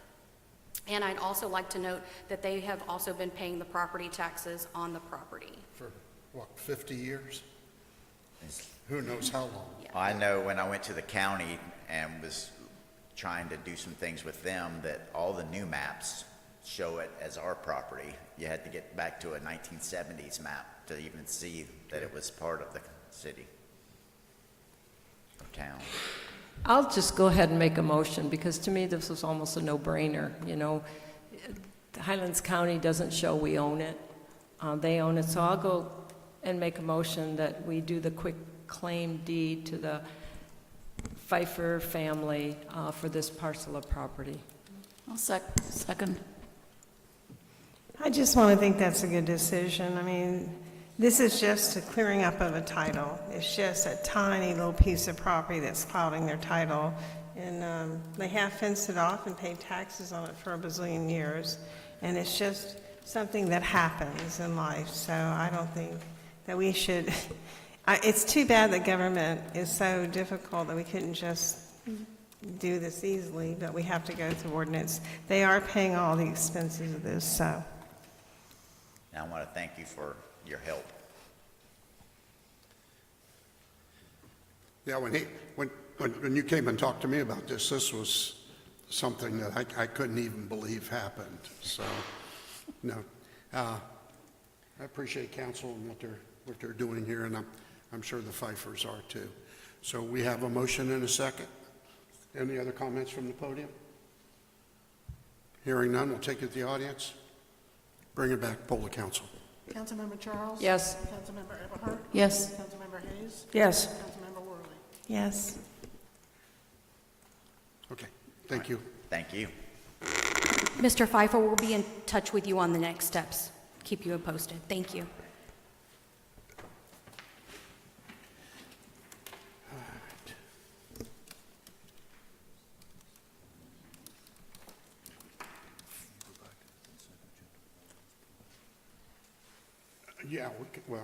Yeah, we can do that now. What was that, consent agenda E? Yes, sir. We'll go ahead and take that one now. Okay, so I was the one that asked a separate discussion. Mr. Mayor, as you're aware, we had a workshop for fees recently, and one of the things that came out from the staff was the amount of fees that we're paying for both town police department services and then separately for public works services for each of the different events in the past year that we've waived fees. And I don't think anybody realized the extent. At that time, it was like $40,000 for a number of events. And so the Caladium Festival is one, and I don't even think that they realize that the town is incurring $7,200 for police services for the 3 days of event. And then what's not on this form here that was in the packet is another $2,856 for public works for the costs of their employees and additional garbage services and supplies. So this request is to waive $10,116, which I understand we've not even budgeted. And in the operating financial statements that we saw today, the police department is already 118% of their overtime, and we're only 6 months into it. Last year, the budget amendment for the police department was overrun $109,000. And probably these are a lot of things that we just didn't realize are being part of it. I've done some research looking back, and in the past, we have waived fees, but the fees were for usage of the park, a liquor permit. And so what is really kind of like revenue to the town, in the past I haven't seen where we incurred via the word waived, expenses to the town, real expenses that we're paying out. So one is, I think we need to have that discussion and awareness of going forward for a lot of the organizations. And nobody's saying the Caladium Festival isn't wonderful and a great addition to the town. But, and I made this comment at the workshop, but if an event that's asking for a waiver of cost, real cost to the town, not fees, it's revenue to the town for permits, but real cost to the town, in an environment where we're really struggling with a lot of things that we want to get done, but we don't have the costs, we should have that awareness and discussion. If the event is charging people, then they're making money from it. If it's a event, and I say like the fireworks or the Christmas parade, then those are things that we just need to be aware. What is the real cost to the town, and are we budgeting it? Or come this budget year, these are dollars that need to be budgeted in. So I think it was something we all didn't realize, the real cost to the town, and it happens to be the reservation to waive fees for the Caladium Festival came in, and this request is, it's not just to waive fees, but it's then the town incurs $10,116.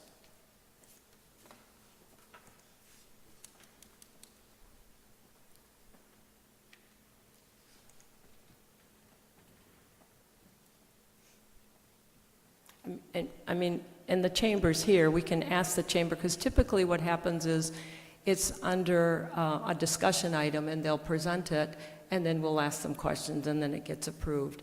It's just surprising now how many in the last couple years are coming through for police services waived and other.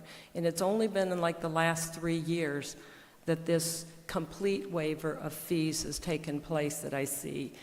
So, I mean, can I ask a couple questions, Jennifer, please? And again, this isn't a pleasant discussion to have, right? Somebody that's been able to get a $10,000,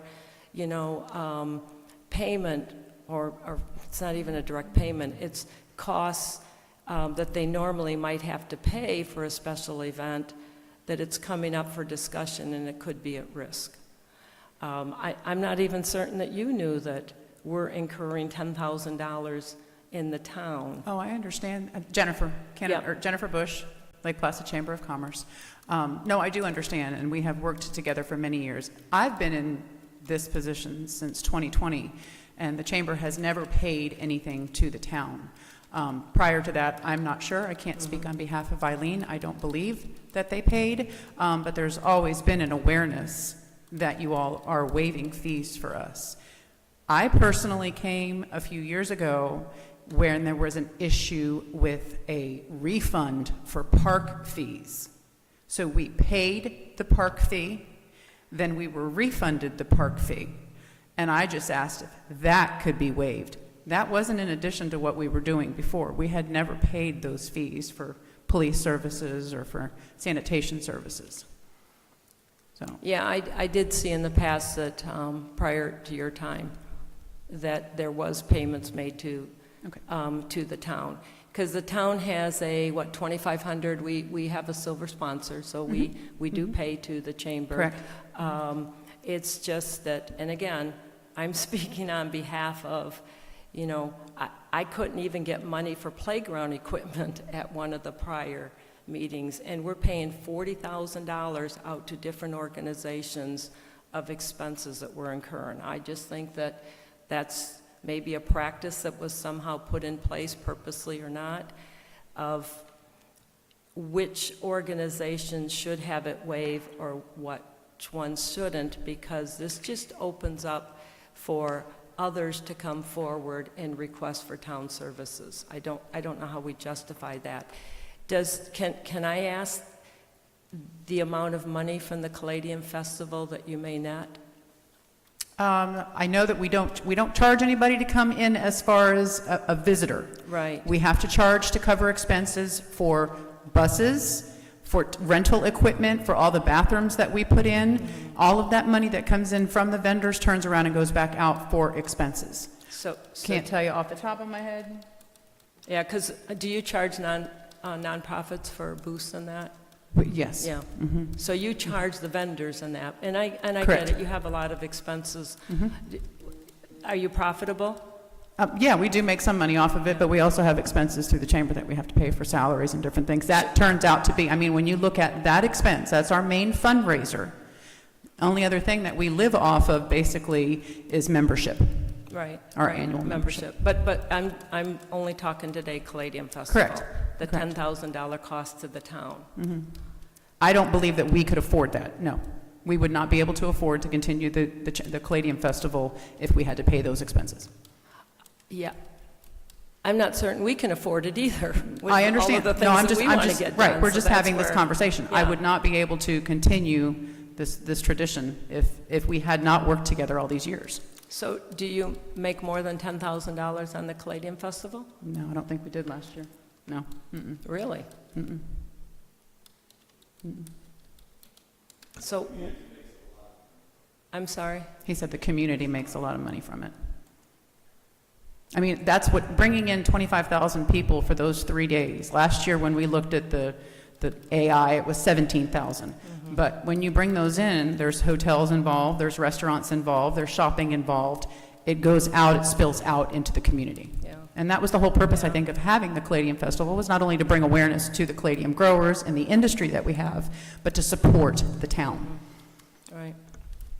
That's kind of the dilemma. I mean, it's like, it's a large expense to the town, and I'm not saying in any way close down. It's a business, right? It's like, okay, what are our costs going to be, and then what do we need to charge people so that we can, whatever the goal is, break even or make a nominal amount.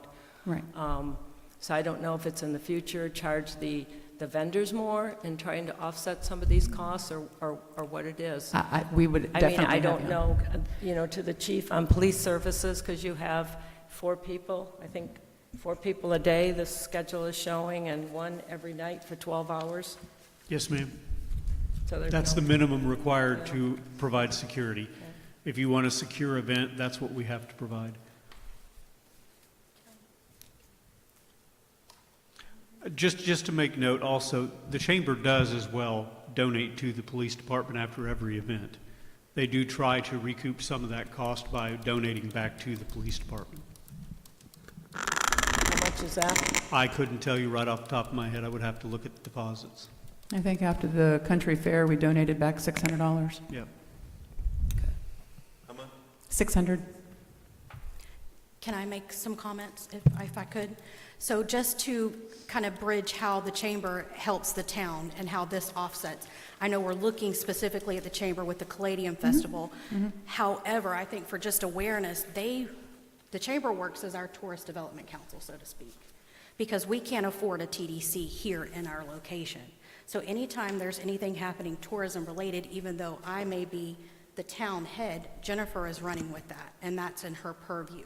So in essence, they are an unpaid staff, and they provide a service to the town that if we don't have the chamber, we're not going to be able to bring in the events to be able, I don't have time to do what she's Correct. doing, and we don't have staff to do that. So they, in essence, work as an extension to the town and provide a service to us. So I know that we're looking at them, but I think in this instance, because every town, every municipality typically has a chamber that we work closely with, I have no doubt that this is happening across the board in all locations. I know in my experience in my previous role, we worked very closely with the chamber because things that we could not do in the county or in the smaller municipality, they're able to pull off, and half the time will partner with us to make things happen. So I just want to put that out there. When we're talking about the chamber, it is a little different outside of some of the other events, like the event that is being provided to us by the TDC that's coming in, different things.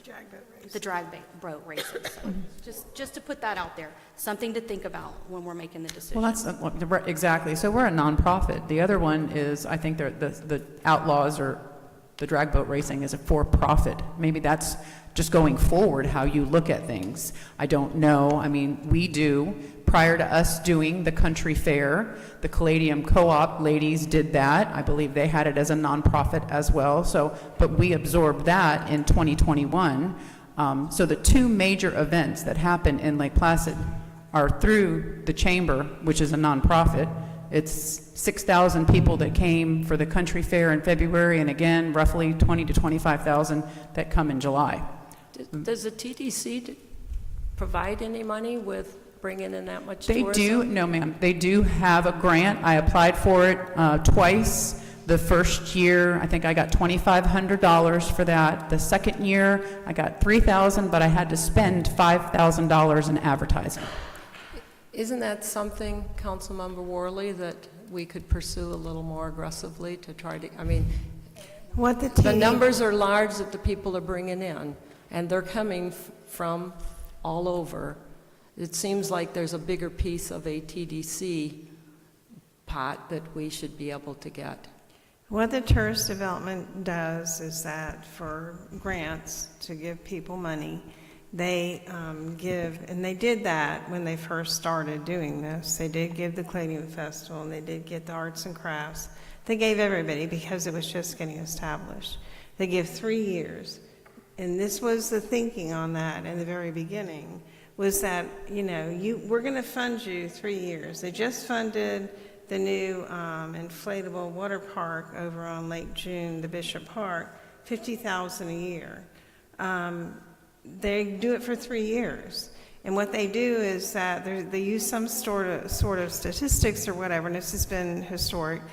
3 years, if you can't make your event successful, then we're not going to, that's all we fund you. Make your event successful in those 3 years or we don't fund it anymore. And that's what they've done with these soda drag boat races. That's what they're doing with the new Bishop Park inflatable water park. That's what they're doing with every event that they're sponsoring. They only sponsor it for 3 years. But they do, there's a formula that you can do value added. So when somebody brings in an event and they bring in dollars, they have a formula they use to value added. So every dollar that, you know, everybody that comes in brings however many dollars. So there is a value added. And I did bring this up at budget, and I did say what we need to do is we need to make a list of everything the town is contributing, because people say, what are you doing for me? Well, that's why I said, let's make a list of all the events that we sponsor, that the town funds, and let's beat our own drum, because nobody's going to beat it for us. And people want to know, what does the town do for us? Well, this is what we do. We bring people in. You have to have a healthy downtown area. You have to have healthy merchants. You have to have events. So, and they are our visitor bureau. They're our visitor center, and we don't pay for that. So they're a place where they can come and see the murals. They can come and get information about the town. They're open, you know, just like a business. We don't pay for that. So I guess you have to make a decision. But at budget time, I said, we do these all year long. We do them consistently. In fact, I just said maybe we should budget that. We should budget it. How much are we going to give in the beginning of the year so everybody knows, and we do budget it. So we're going to do, you know, the Caladium Festival, the Country Fair. We're going to do the Mason Run. We're going to do these events. This is the dollar value. Let's make a list. Let's put that on our website and say this is what the town is funding to bring in people to make our little town healthy. And I believe that's what we should do. Now, yes, we're spending tax dollars money, but in order to have a healthy town, you have to have elements. You can't just have residents. You have to have healthy businesses. You have to generate a lot of different aspects to the town, and the visitor center is one of those, where they can go into the Caladium room and see all the, how are we going to do that? So anyway, I don't know. I understand what you're saying, and I do think it's a lot on the 2,500 people that live in the town, men, women, and children. But if we don't do this, we're not going to have people come to our town, and we're not going to have them enjoy Lake Placid, and we're not going to. One thing it does is if we have a healthy town, the tax rates go up. Businesses do well. Property taxes go up. That's all good. But I do think at the beginning of the year, we should look at the consistent events. They come up like this drag racing. But I'm just saying, boat racing, but I'm just saying, the things that are consistent, the fireworks. You want fireworks in the town. Are we going to budget for it? So do that at the beginning of the year, make a list, beat our own drum, put on the website. What does the town do for you? We fund all of this money. Okay. My inclination is to continue and consider it a contribution to the chamber, just like the hard money contribution. And I was also going to say, put it in the budget. If it's not already in there, I don't know. But I would not break out in the budget that it's for this line item. I just put a lump sum. So I just wanted to comment to the comments that the town administrator made. There is no way that I am saying that the chamber isn't valued, isn't needed, and isn't appreciated. This is about budget and money. This is about fiscal year impact, that here's $10,000 that we haven't budgeted. So the question is, whose budget is it going to come out of? It's got to come out of somebody's budget. So whether it's an oversight that we've never budgeted or what, but this isn't waiving of a fee, this is incurring a cost to the town for these. My comment earlier was, if there's profit to be made of these organizations, then that's a different discussion than the fireworks and the Christmas parade and that. So because we haven't budgeted, we have $10,000, you haven't budgeted, you're saying that you barely break even, but is there a way this year we could cost share so that we can minimize the budget? Somebody's budget is going to be impacted by this, which means they can't spend something else that they might have planned for. So is there a way of a cost sharing? Maybe it's half. You know, you pick up half, we pick up half, you didn't budget it, we didn't budget it.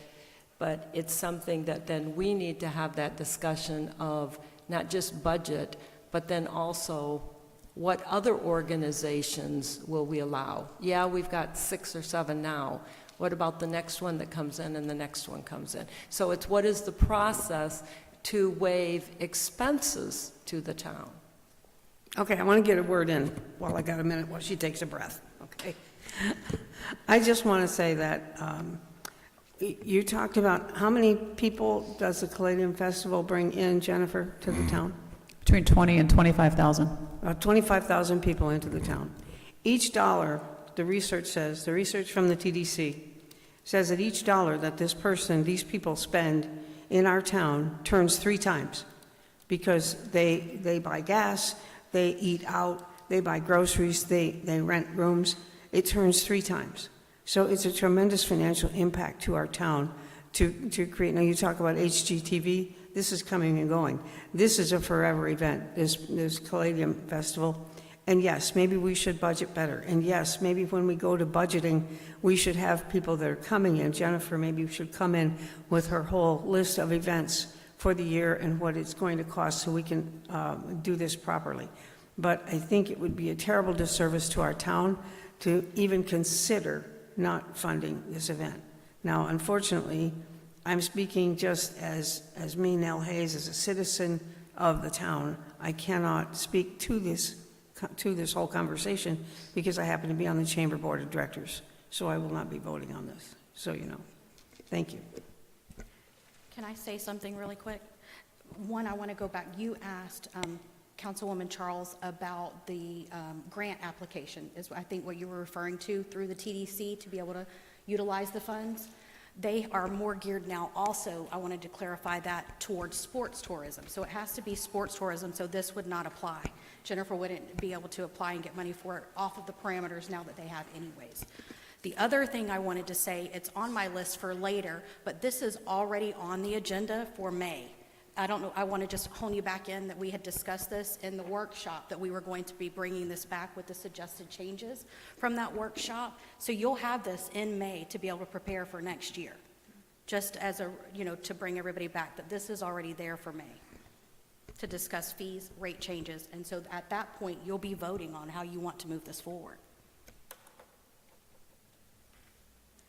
Gilbert Randall, I'm president of the Chamber of Commerce here in Lake Placid. Your point is very valid. It's a lot of money, and especially when it's not been budgeted. That's I think probably a foul right off the bat there. To give you a little bit of clarification on the chamber, we're a nonprofit that is basically run by volunteers. We have one full-time and one part-time employee. Under that umbrella also comes Keep Lake Placid Beautiful. It also comes the Mural Society. And we have to create a budget every year. And every year we create our budget, we're funded from our members, membership fees and donations and fundraisers. Every year when we establish our budget, because you don't know the success or failure of your fundraisers for the coming year, you're basically stepping out on faith. And we are a nonprofit. Our budget starts $12,000 to $15,000 in the negative every year. That means as members of the Chamber of Commerce, we have to raise that amount of funds either by bringing in new membership, which this area is not that big, so there's not that much opportunity for membership growth, or we have to hold successful fundraisers to cover that operating budget. When we do come above our operating budget, that money basically goes back into the community in different ways that we can find. It's usually not big items, but we try to do as much supporting the community as we can, such as when we come across a little bit extra money, maybe we do some landscaping at the government center. It goes back. There's no profit there. It's a nonprofit organization. Nobody's making any money. Nobody's moving forward. We're not building new buildings, new facilities. We're getting by with what we have. With that said, the Caladium Festival is our largest fundraiser for the year. That is basically the success or the failure of the Chamber of Commerce for the Greater Lake Placid area. That is hopefully to close that deficit in our budget to have another successful year and operate and serve the community for another year. Without the Caladium Festival, you probably would not have a Chamber of Commerce unless somebody could brainstorm some miracle of a fundraiser to cover that loss. If we have to pay for these services of law enforcement and the town services, there will be no Caladium Festival by the Chamber of Commerce. We can't fund that. There's not enough room to move the registration fees for the vendors to cover that deficit. It's one of those things, it would be fiscally impossible to make that happen. It has to be this partnership with the town and with the chamber and with the business owners who help out and make that all possible. The town, I hear the members, I hear the community, I hear the board collectively saying, we need activities in the community. We need things to draw people in. We need to expose our town outside of the area to tourists. This is some of the ways that happens. The town, to my knowledge, what events do you do throughout the year for the community? I don't think there's any. So it's dependent on these nonprofits to make these events happen. There is also that equal amount of law enforcement and town services. I don't know that we've ever sat down and did a calculation, but if you took the hours of the business professionals in the community that take time away from their businesses and away from their families and work to make this happen, it would probably exceed the town's contribution, the dollar value put on the volunteers that are making that happen. So we do need to work together and find a way to make this successful. But I guess the bottom line is, without that cooperation, that event's probably not going to happen.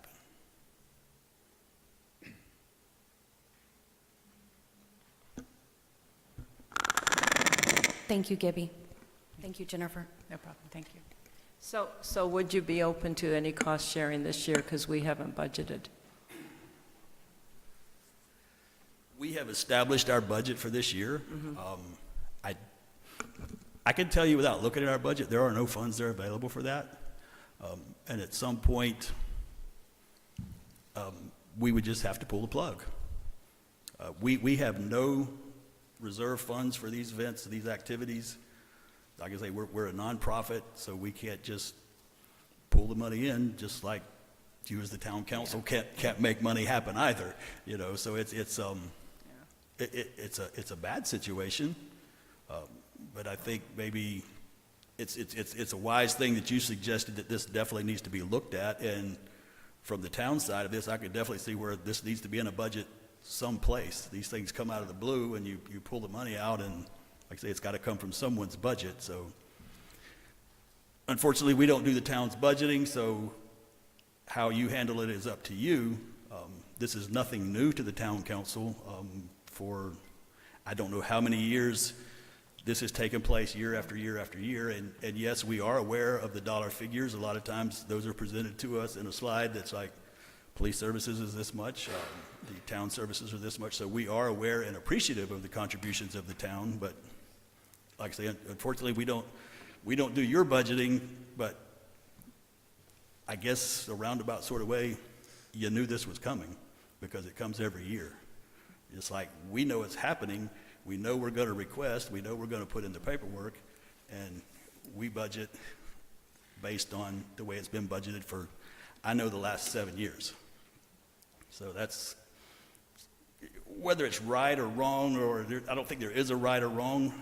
It's a situation that we're in, and I think we're going to have to work together in the future to work this out. And like I say, if the town makes a decision that these services are no longer going to be funded, we'll have to make the decision, can we make this event happen or not, including this year. Like I say, there's nowhere for us to go grab money off the tree to say we're going to put this in and make it happen. I wish we were in that position, but we're a small town. We all face the same dilemma of small finances. Yeah. So I appreciate both of your comments and answers to my questions, which I know are not comfortable to even throw out there. It was a awareness during the workshop of transparency of the numbers, that nobody realized in the aggregate how much that is, right? If you approve something, a couple months later you approve something, you approve it, and then all of a sudden it all came out at once. And that's why it's a conversation that was needed. As uncomfortable it is for all of us. The questions that need to be oversight. asked are seldom comfortable. Yeah.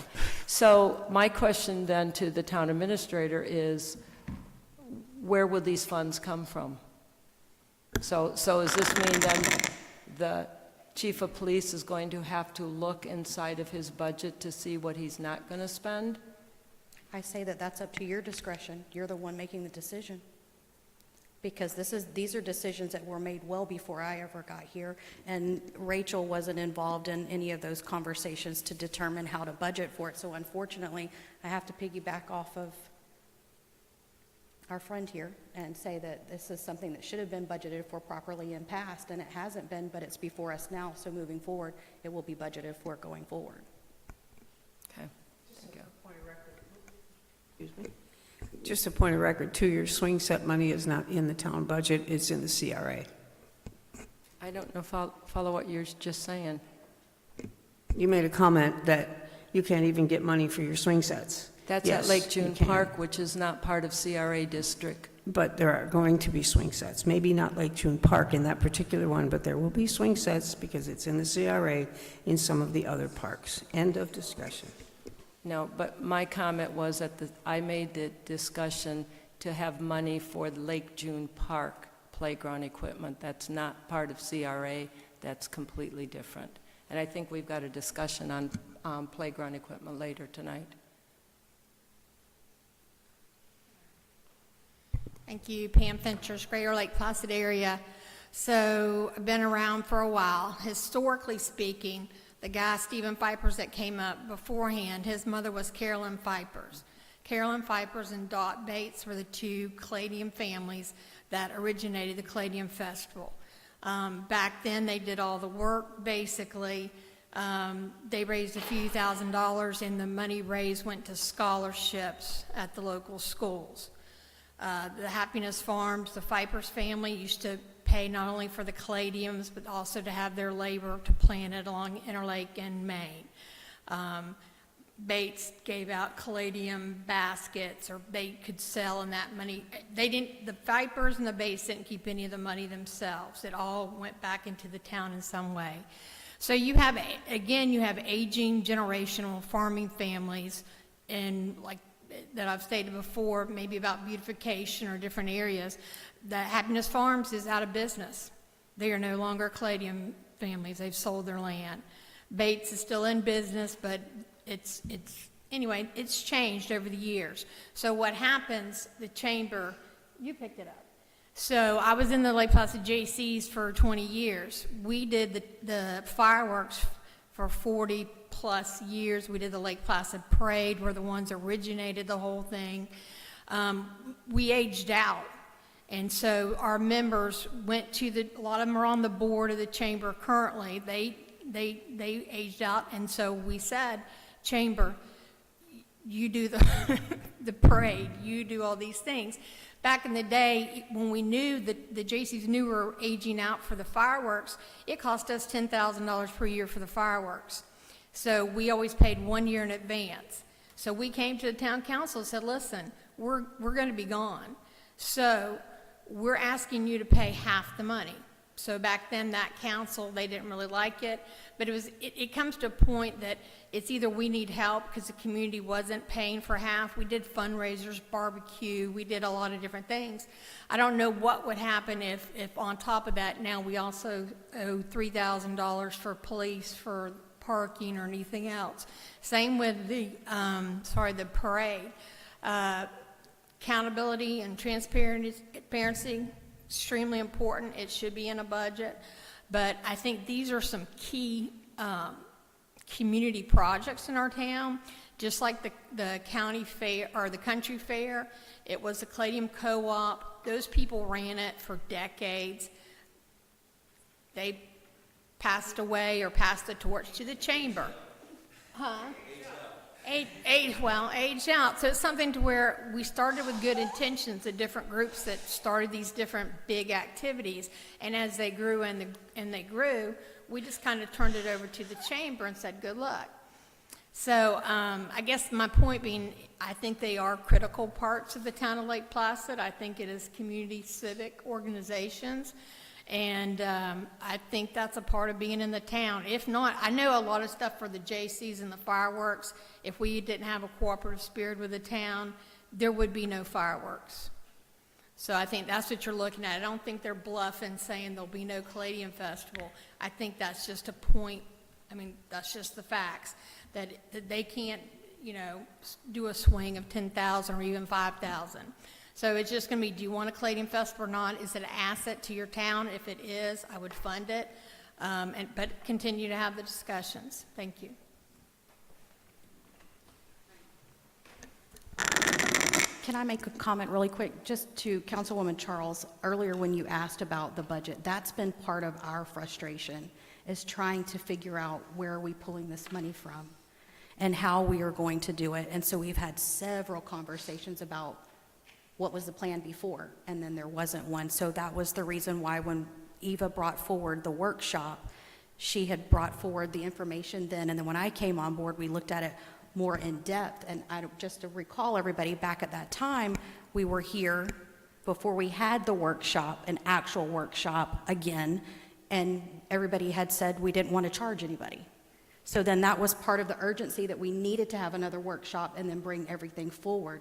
So we're trying to figure it out, but we will need your direction because it's not been handled that way in past.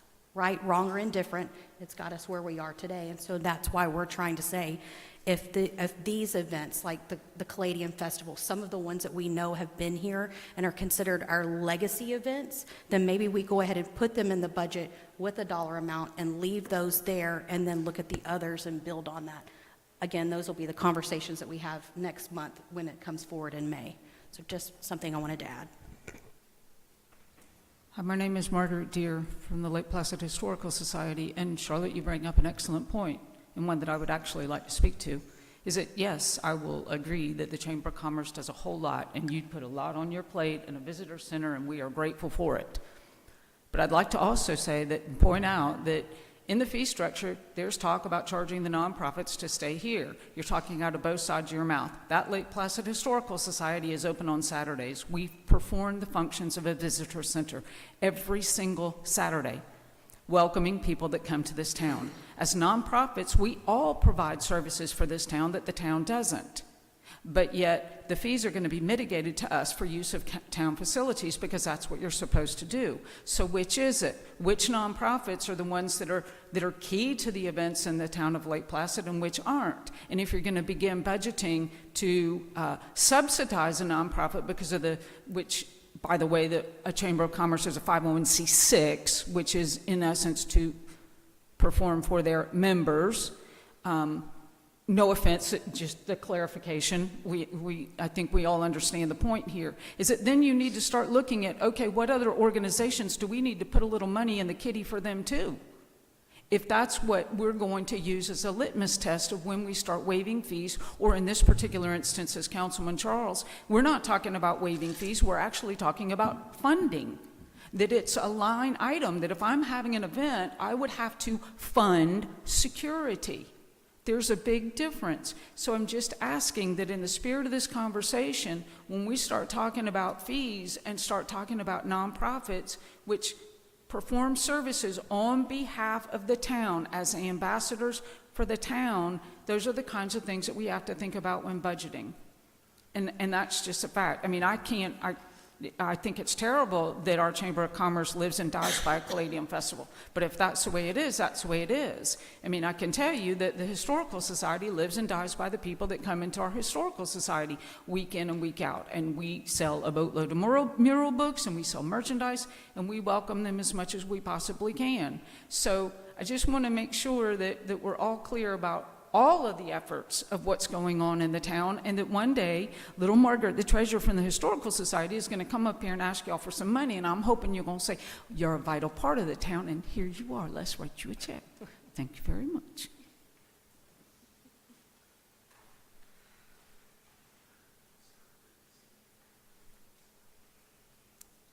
Good evening, Marlene Barger, Lake June Point Road. I think we're all trying to get to the same point. One is help the chamber because the chamber helps the town in many ways. I think the TDC also has a responsibility. Councilman Worley? Councilman Worley? The TDC has a responsibility. They simply can't wash their hands to say because an event is successful, we're not going to fund it anymore. Maybe the TDC knows we may not have an event if the chamber had to pay $10,000 for the event of the Caladium Festival. So this discussion needs to be taken before the TDC. We cannot continue to put all this money on the backs of the town, taxpayers of the town. So we need a responsibility. That does not mean the chamber has to pay $10,000 this year, but they ought to be looking at what they can pay. And I know money comes in from some of the vendors in town, Wawa, Miller Air, and others pay, in some cases, up to $2,000 or more to the chamber in support of the Caladium Festival. So we all need to get our heads together, get our arms around this. When you say, oh, it brings all these people into town, they're going to shop, they're going to go into the food stores, I get that. In some cases, some of the vendors in town, not the vendors, but the property owners have said they want to close their stores because there's so much shoplifting during that weekend. That's what I've been told over the years. And I worked for the chamber for a lot of years and worked with the Caladium Festival for a lot of years. So I appreciate all the people, and people come to town appreciate it. We need to start looking and keep our fiscal house in order. The TDC, again, has a responsibility, and all of us have a responsibility. So let's just take the emotion out of it, take the threats out of it, and anything that might look like blackmail out of it, and sit down and have an intelligent conversation, how best to handle this going forward, how best, what we can get out of this year, where the money will come from, and who will put it in, and whether or not we can get more companies in town to contribute more money to the Caladium Festival for the Chamber of Commerce. Thank you. Well, I'm not going to try to defend what the TDC regulations are because I'm a fairly new member on there, but I did know when we set it up originally, and everybody got included because we didn't really have a TDC. But since I've been on there, what they do is kind of what the chamber does. They host a site, they put all the events on there, everything that happens in the county, they promote all of it. In the recent effort to include the three cities, they've actually been highlighting the Caladium Festival and trying to include more of that. But their site is almost like a visitor center. They are promoting all of our events through the TDC. They're just not giving grant money. So they help people get started. I can ask them again what their thinking is, but they couldn't fund everybody, but they want to help new events get started, so then that goes on and creates money. And then they promote those events through their site and through their, almost like a visitor center, and that's what they do.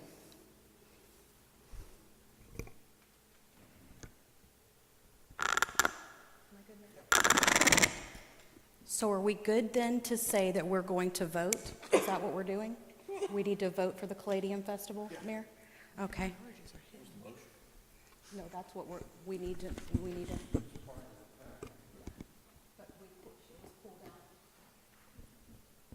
Okay. I was about to ask you if I could make the motion. So I make the motion that we waive the fees as stated, in the amount stated on the, was it $88,560 for the Caladium Festival this year. Second. But it's 10,116. That's what she has, but that was only police services. Public Works amount was not covered. That's an additional $2,856 that was passed to us during the workshop. Okay. I'll amend it. It was 10,000, how much? An additional $2,856 for Public Works, so it should be 10,116. Okay, so I amend the motion for the amount of 10,116. I couldn't hear you.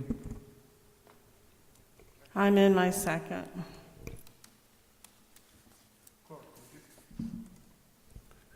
Waive the fees as stated, $10,116 for the Caladium Festival. Okay. All right, we have a motion and a second. Any other comments from the podium? Hearing none, we'll take it to the audience. Bring it back, poll the council. Councilmember Eberhardt? Yes. Councilmember Worley? Yes. Councilmember Hayes? I abstain, and here's my paperwork. Councilmember Charles? Based on that we're going to work on the budget for this and that you're going to find where in the budget this can be covered, I'll say yes this year.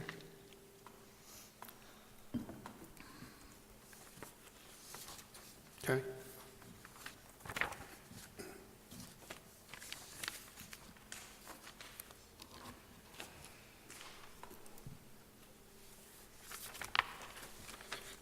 All right.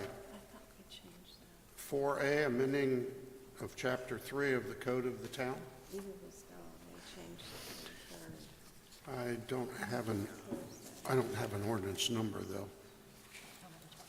But I'll read it anyway. Ordinance of the Town of Lake Placid amending Chapter 3 of the Town Code by adding a town council meeting on the fourth Monday of each month and providing an effective date. You wanted a second meeting every month. There's the ordinance, amending the ordinance, putting it back in. I would stand for questions. Would it be appropriate to add as needed? I mean, if we don't need a second meeting? We did that for years. We just canceled the second meeting. Correct. So, okay, I'm just going to go ahead and I don't know, see an ordinance number. She was going to Ordinance sign it number after. 25. I think she's going to sign the number after first reading. The number is 2025-05. 05, okay.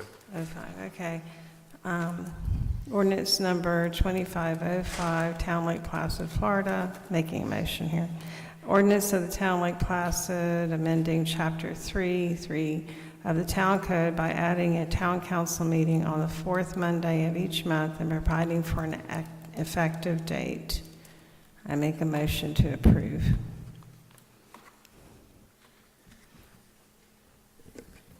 I'll second the motion for discussion. Okay. Is that approved on first reading? Bert? Approved on first reading? This is first reading, and that was a motion to approve on first, yes.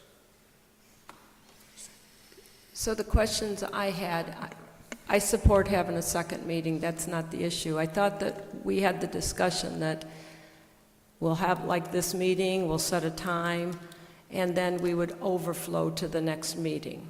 Is that correct? Is that what our thinking of? It wasn't like then the next meeting's going to have a whole bunch of more agenda items and that. It was in order to get out of here at a reasonable time on the second Monday of each month meeting, we would then have a second meeting. My personal concern is that second meeting being 2 weeks later versus just being the following Monday. Because if it's just an overflow of the information, there's no additional work on staff to prepare and all of that. It's still fresh in people's mind from the packet being published. And then also, it allows us to have a couple weeks that we could do vacations or meetings or something out of the area without being tied to the second and the fourth Monday having a meeting, which we've also talked about CRA doing, something in between. The challenge that I have is, and I think that overflow thing is a great idea, but here's the thing. If I'm sitting in the audience and I've got something on the agenda and I expect it's going to come up on the second Monday, and all of a sudden we've got questions and questions and questions and questions on some item that is before me on the agenda, and the time is up. So now all of a sudden I'm pushed to the second meeting. Now I've spent my time up here waiting for this whole first whatever came before me on the agenda to get all washed out, and now the time is up, so now I have to come back again without knowing that. Now, how can we really know that? I don't know. But I do believe that in deference to the people, that we should be fair in that, okay, we're going to take this many items in the first meeting, and we're going to take this many items at the second meeting. I really don't care if it's the second and third Monday or the second and fourth Monday, but I think that we should have a definite agenda for each of those two meetings to be fair to the public. I agree. I don't think we can continue a meeting just because we run out of time. I think the people that come here, they're coming sometimes from far away. So the only way we could do this, if we want to have two meetings, if the agenda looks too full, then we would have to set a different agenda. We can't just stop in the middle of the meeting and say, everybody go home, we're going to come back. I didn't see that happening. I mean, we just have to see if it's going to be a long agenda that we have to set two meetings, but I don't know who's going to make that call. I guess the mayor would. I don't know. I just went ahead and made the motion just for discussion. If I may, I would invite your attention to page 3 of 6. Toward the bottom, you will see the mayor or town council may from time to time designate either of the two regular monthly meetings for public hearings, for consideration and readings of proposed ordinances or any other specific matter. My thinking was, and I appreciate everything you've said in the sense of if you stop a meeting mid-agenda, you have had people sit there for hours and then have to come back. That to me is an awful thing to do, but it's awful to do to the folks up here as well when it runs too late. My thinking is this gives the mayor or the council the authority to say, this is the agenda. In my mind, the mayor always has the discretion to set the agenda until you guys override him. If the mayor sees a short meeting, it's all in the second Monday and we're done. If it's a longer meeting, you kick something to the next, be it the second or third Monday, your call, for a time certain. To me, the expensive thing we do to our citizens is when they bring engineers, consultants, and lawyers and have them sit. Mm-hmm. So, I really get conflicted here because I want to get those people in and out, because somebody in our community's writing them a big check every minute they sit there. But our citizens walk in and want to be heard. Why do they have to wait through that? So that's a tough one. I am totally mindful. I always believe that a citizen not on the agenda should be last, because everybody else takes the time to come in, get prepared, do it right, get on the agenda. So I'm never one to put not on the agenda first. My 2 cents. Let me know how you want it changed.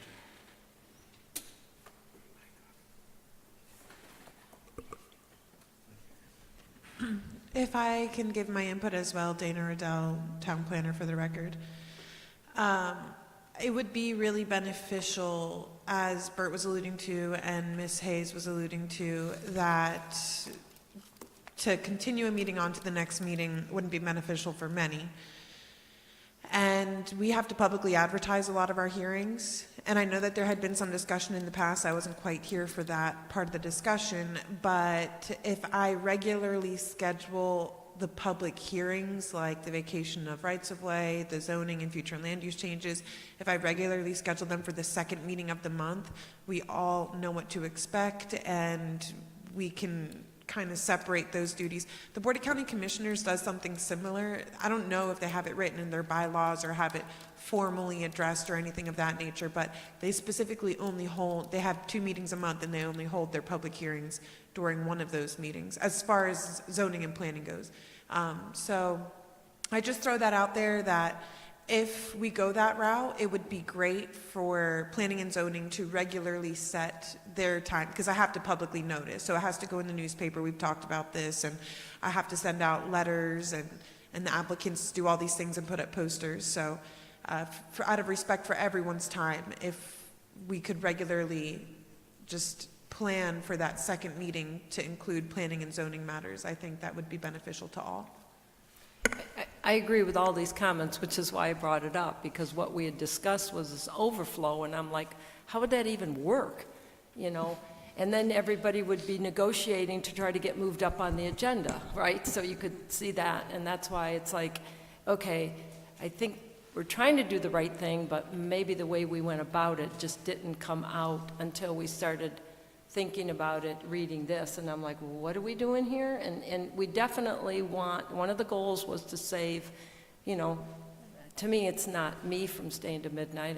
I would do that, but it's staff. It's not fair to staff to be staying this late on these items, or we've had some where the Miracle League came to talk, and they left because that meeting lasted to 12:15 a.m. So that is totally just, and I'll use the town attorney's words, awful.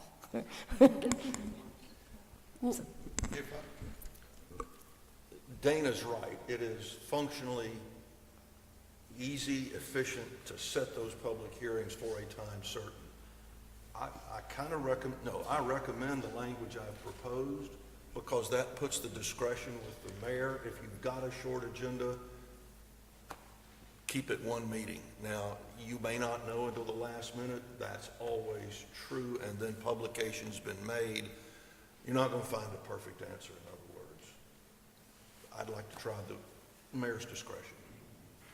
So if we just move all the publicly noticed things to the first meeting, and then it's for certain, and then the things that are fee schedules or housekeeping items, if they overflow to the second, so be it. But have the publicly noticed things in the first meeting, and we're sure it's going to happen.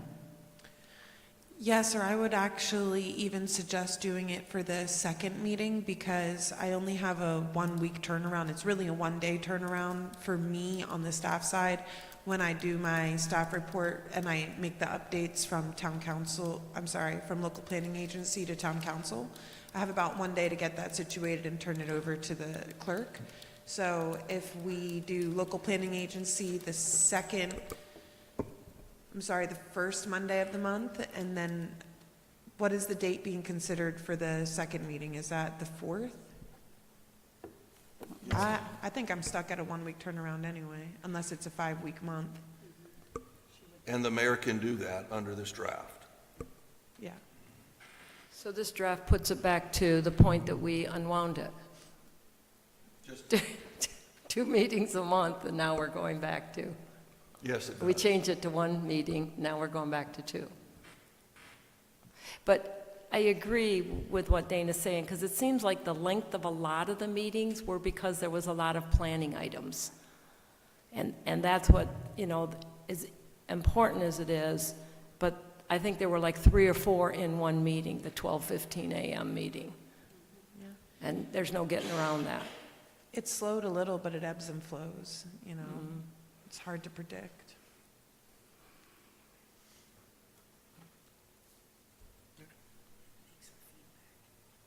So where are we at? We got a motion and a You have a second. motion and a second. Okay. Any other comments? I do have a comment too, Mr. Attorney, is on that same page, 3.6, is it says a consent calendar. Should that be a consent agenda? I'm not familiar with terminology. Two down at the bottom. It says consent calendar, the mayor's designation under the consent calendar. I don't know what that terminology is. Consent It should be agenda. agenda, calendar, one and the same. Oh. The calendar that's a holdover from when Dad was in the House, quite frankly. They calendar things, Oh, okay. and I started using that term. Okay. I can happily change that to agenda. Your call, don't The care. only reason I bring it up, because that's what we have on the agenda, consent Absolutely agenda. correct. Okay. Okay. Anything else? All right, take it to the audience. Are we going to the second and the fourth? What exactly will we be saying here?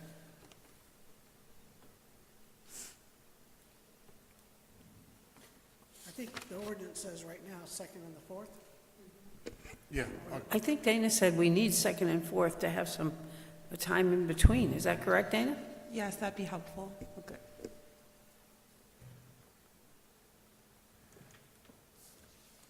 Yeah, I guess for advertising would probably be best to be the second and fourth. Yeah. Okay, bring it back, poll the council. Councilmember Worley? Yes. Councilmember Hayes? Yes. Councilmember Charles? Yes. Councilmember Eberhardt? Yes.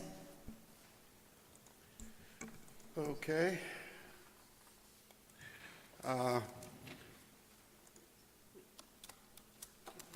Yeah, let's go ahead and bring Ken. Why don't you come on up and we'll get you out of the way.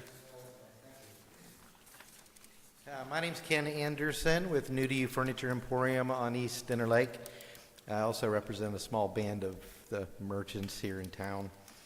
Last month on 3/21, we had our first event over in the Hartselle parking lot and in the Lockhart parking lot, and it was considered by most to be a good success, so we've decided to do it again. We have it scheduled for April 25th, and I hope that you all can be there. In fact, I'll just do a little public service announcement. I contacted the school, the high school, and the student government has put together a flash mob dance for us. So anybody who wants to come and learn the flash mob dance, it's going to start tomorrow at 4 o'clock at the Caladium Co-op and go till 5:30. So we're going to have 2 practices before the 25th, and I hope it's going to be the highlight of the show. Should be a lot of fun. But the reason that we're here tonight is, should the next event be even bigger than the first, then we plan to continue them. And I've spoken some to the police chief, Chief Schneider, and many of you, and it was recommended that I come here and give you guys enough notice to know that we may be wanting to close down a part of East Interlake effective for 5/23, should be the month of May. And the chief suggested that I rattle off 3 months in a row so we can go ahead and get the paperwork done at one time. So that would also include June 27th and July 25th. That's going to be the 4th Friday of each of those months. And this is a terrible time to bring it up, but I was kind of hoping that we could get the fees waived for the town. Mine's not $10,000 though. But I do not know the amount, and I was hoping that the chief might be able to throw a number out for us for 3 or 4 hours. Could you tell us the times again, please? Yes, each of them is going to begin at 5 o'clock until whenever it shuts down, but typically that's going to be around 8 or 9 o'clock. For the road closure, you mean? July 25th's Caladium Festival weekend, you wouldn't do it then? No, that's not a good weekend to do it if that's when the Caladium's going on. And the May date was 23rd? And, correct. Okay. And June is the 27th. And we'll revisit the July date. But we would like to have it reserved. Well, I'll get with the group, and before we fill out the paperwork, we'll revisit that. So I guess what I'm asking is permission to have the chief shut down the road or put in the application for that, for those dates.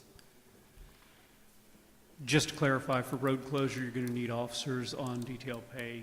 For the hours given to shut the road down, it would cost approximately $660 to pay the officers each event. Now, we are ultimately and hope soon to be approaching sponsors as the event grows, but for the next few months, I don't think we're going to have any budget, so it would be a big help. They are paying for their band to be there, so just so you know. It was a really great event. It was really fun. Thank you, and I saw many faces there, and a couple that weren't there I heard wanted to be there, so thank you all for your support. That was really a lot of fun. So maybe in the off-season, we should keep it in the Hartselle parking lot and not shut down the streets? That's not a bad idea. I That way actually think that's what I would recommend. Unless we see in the next month it's grown, and then in the next month again. Right. You know, if we end up where we're getting 1,000 or 1,200 people, or like the Halloween thing, you know, if there's thousands of people here, then obviously we need the space. So we're really such in the infancy stages, it's hard for us to know exactly what to plan for. Yeah, of course, it's difficult, but if we're talking about waiving fees and we're sensitive to that, which I think we should be, maybe we should just take one event at a time and see how it is going to grow. And that way we don't end up doing stuff that we really shouldn't until we get the budget adjusted next year. That'll be fine, thank you. And I don't know whether that's something that you all vote on tonight or if that's the next meeting, but I was told to make sure I got here tonight so there was time for either contingency.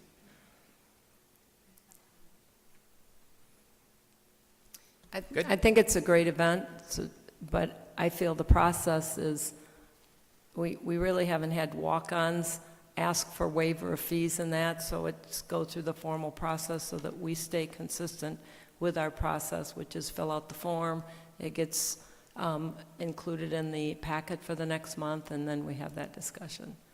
So I would stop by to see you, Eva, maybe the next day or two? Okay, I'll call before I come. Yeah, technically, we can't appropriate money without it being on the agenda, so people have the chance to come, the public has a chance to come and comment. But if you're not going to close the streets, does he still have to have a paperwork? If he's not going to close the streets, he's just going to have the event like he did in Hartselle parking lot? No, No but he paperwork. was asking for 600 waiver for closing the streets, Right, which right. would be police services to do that. Yeah, for this closing of this little, that we're really not closing a street, so we really don't need a police presence for this one. For April. It would be for the closing of Interlake. Then you can in maybe look May. at April and see what you might want to do for May and then come with the proper paperwork. Okay, cool. Are we good? In an abundance of caution, anytime you have a gathering of people, it is my recommendation to have police presence at the event. You should not forego police presence just because we're afraid of the expense. The safety of the people should be our number one priority.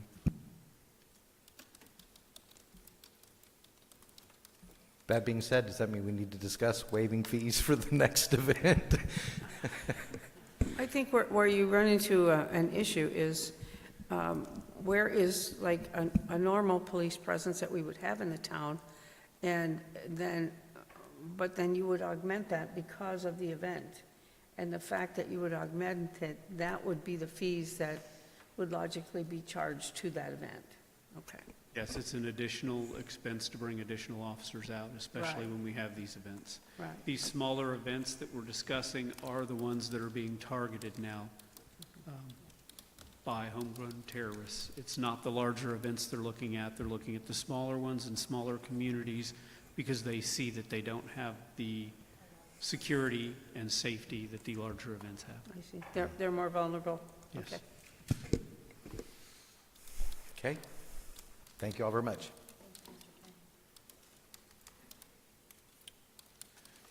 All right, I guess we're down to 4B, ordinance number 2025-04.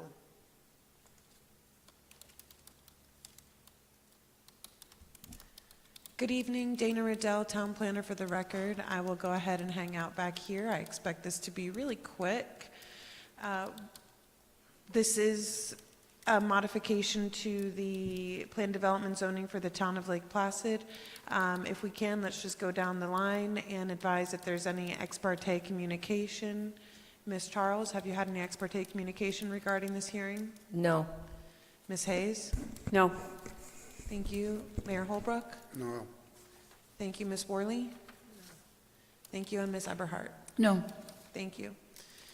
The purpose of this hearing is simply to amend the conditions of the zoning so that the police department, as it's constructed, and any additional construction on this property are not required to comply with some of the requirements for architectural design standards. The town has held steadfast on their requirement for exterior building materials, meaning no more than 10% can be metal. As far as I know, this building is planned to be concrete block and stucco. And there's another requirement in the code regarding primary facades, which was actually strengthened about 2.5 years ago in 2022, where any primary facade is required to pick two out of three choices. One of the choices is to provide 30% glazing on the primary facade. The other is to have an open porch of a minimum of 100 square feet, and the other is to have an 8-foot wide catwalk overhang leading up to the building. This issue is going to probably rear its head more than once because during the PD process, although I encourage it strongly, the code doesn't require renderings or proof of compliance with these structures or with this code at the time of PD zoning. So I have been unsuccessful oftentimes in getting engineers, contractors, applicants, and owners to provide sufficient evidence that they will comply with these regulations at the time of zoning. So this is actually likely to come up for Church of the Nazarene, Miller's AC, and now for the Lake Placid Police Department. So the only way, once you have a planned development zoning, the absolute only way to deviate from the code again is through modification of the zoning, which requires 2 readings of this ordinance. So this ordinance was written in such a way that they will still comply with the exterior building materials, which is also what was alluded to today with the fire station, and has been a challenge that we've dealt with the fire station for years, is making sure that they don't exceed more than 10% metal on the exterior of their building. But it does allow for deviation from the open porch and the glazing requirements. In this case, it's especially important because the police department is a secured facility and additional glazing puts the building at risk for crime and mischief. We did discuss the option of false glazing, but in the best, we're trying to respect the taxpayers' money as much as possible, I think, and not fulfill a requirement simply to fulfill a requirement, and to not increase the possibility of someone trying to break through a glass window that isn't even a real glass window. So I'm available for any questions. The police chief is also here with any questions regarding safety and security of that building. And I'll turn it back to the mayor. And if we go into the cover page, I can come up if you all need me to. We do need to read the caption. Just scroll up a little bit. One more page. I will, I'll move to approve hearing number LPTC 25-2002RZ. Thank you. Ordinance 2504 on first reading. Second. Thank you, and before we get much further, I'd like to go ahead and just read the title of the ordinance into the record, which is ordinance number 2025-04, an ordinance of the Town of Lake Placid modifying the zoning conditions for property located at 1069 US 27 North, Lake Placid, Florida. And can you just briefly say the modification, it does meet our criteria for the exterior? Correct, it does. So when we go to the police station, we're doing our own ordinance for our own buildings. So when we go to them, we're going to be okay. In terms of exterior building materials, but we are deviating from the porch and the window requirement. How much are we deviating? And what specifically? Is it the size of the windows? You said glazing. Is that only it? So on the primary facade, meaning the building that faces, or I'm sorry, the side of the building that faces US 27 is required to have 30% glazing. Every development that has come in has had issues meeting this requirement. Smoke Shack also had issues, but they were able to accommodate. I don't know what the existing glazing is. We were looking to move away from it. I don't think there's any windows on that side of the building. Chief, are you able to speak to that? I don't think that's the primary side of the building. The primary side of the building is going to face inside, not 27. According to our code, it's the side facing the road. So That it's is not the primary side, it's the side that faces the road. correct. The primary facade, according to section 154-17 of our code, is the side that faces the road. Even though there's no access to that building from that road, Correct. which makes no sense. And that it's a planned development.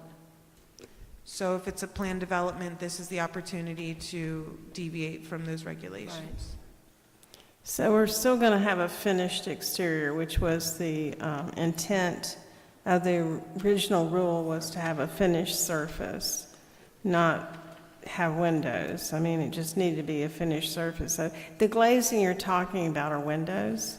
Correct. Okay, all right. So I don't think that windows were, the original intent with our ordinance was just to have a finished exterior, not have metal. So I'm okay with that for safety purposes and requirements by police stations specifically. But we are still going to not have just an unfinished surface, so. Glazing means windows. Yeah. No, I understand, but I'm just saying, instead of windows, we're going to have a finished surface. Yes, so that's what I'm saying. It meets the criteria of the original intent of the ordinance, was just not to have an unfinished building. So that was what the original intent of the ordinance, to have a finished surface, was to have a finished surface. So if the rule says we can't have windows there, I don't see the problem with that. I think over the years, that portion of the ordinance has been emphasized above all else. But there's also just taking into account all sides, right? I think part of the intent is to create visual interest. So to not only have a concrete building, but not a massive concrete building that has 0 windows and is nothing but a wall as you drive past. The PD allows us to overwrite, Correct. and the PD has said, we're not going to have windows. On one side. On either, you can overwrite either side and declare one the front because it's facing internal. I agree with Councilwoman Hayes on that. What's the crisis that we need to fix? I mean, if you want to require 30% glazing facing interior, I don't think any wall will meet the 30% glazing requirement in addition to the 100 square foot porch requirement. We're not, but through PD, don't we have the ability to waive either of those? That's what we're doing here today. So we're saying no windows and no porch. Correct. On Okay. which side? That's what, it would be helpful to have actually a picture. On the primary facade, which Is is there the one in here? side I don't think there facing. was. Which page has a picture? I meant to actually see what we're talking, the size of the windows, where they're at, just, and I know it's been about a year or so, but, That's been part no, of the no, since the challenge. one design that was shown. Been So- more than a year. So are we saying one side would all have just all concrete, or two sides, or? So the rules do not regulate the other three sides of the building. There So- is no standard for glazing on all four sides, only on the side facing the road. Okay, so I'm going to call it the long side, right, facing US the 27. road. And from 27, what would somebody see on that side of the building? There has to be windows. Chief Schneider, do you have any indication? Yes, if you'll give me just 1 second, I'm going to pull I up think they're the, high windows, I think is what the, They're high, and yeah. I actually have a rendering of them. Yeah, I If can't you'll give me 1 second. imagine that you would have no light coming in.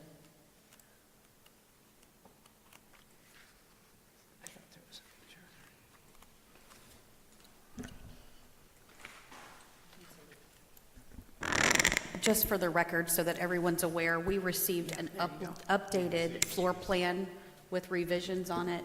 It literally came through today. So we received some updated renderings today. But you'll notice they're small, higher. Right, they're the higher. Yeah, yeah, This would be the back facing. Right, that's the one. that's the facing 27, This area right. over here, evidence room, no windows, obviously, Yeah. in the evidence room. Yeah. Some of this is not made public to everyone because of the security of the building. This is basic. Okay.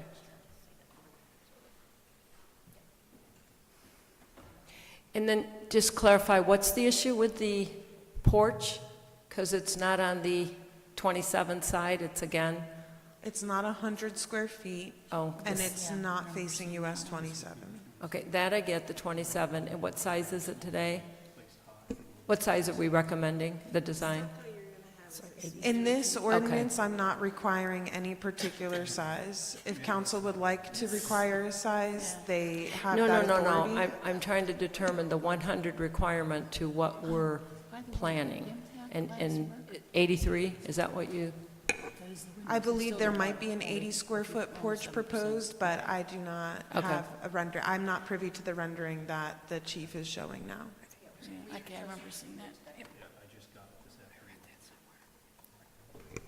Well, if we do smooth stucco, maybe we could have a beautiful mural there. And I believe the intent was that we're not adding additional ground-mounted signage for the police department. We're supposed to put the police department signage on the wall. That was Administrator McCarthy's decision. Say that again? Signage for the police department will not be a ground-mounted sign. It will be on the police On the police department wall. department. Just like it was in the renderings I just showed. Yeah. So does the motion that I made satisfy all of your heartburn about all of this? Have we covered everything with that? As far as I know. And For staff tonight, support- anyway. I'd like to get this done at one time, because this is first reading. Let's try to read it correctly on first reading, so we can do the same thing on second reading, and not come back once again with more things that we have to, more hoops to jump through to start to build a police department. Staff recommends. You read the recommended motion. Dana, staff recommends this, is supporting it? Yes, Nell Hayes read the recommended motion from staff. And then this will go to the LPA next. It hasn't gone to the LPA. That'll be their next meeting? Correct. And then There come was back no to us for quorum. second reading? Correct. Okay.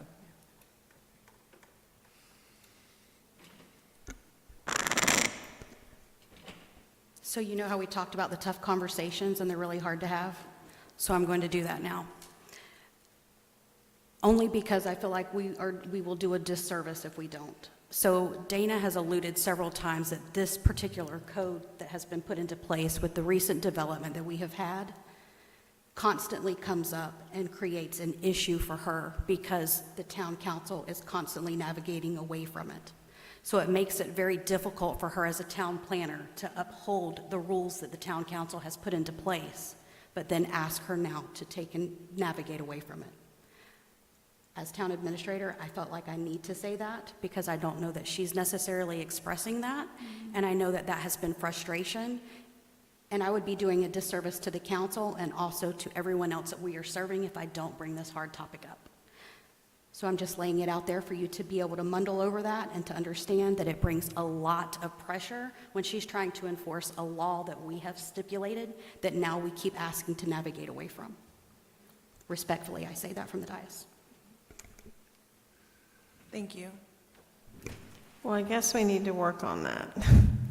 So if you have some suggestions, maybe you could bring those back to us, so that would be wonderful, about how we can make an ordinance so that you can actually don't have to modify constantly, that you can just enforce it.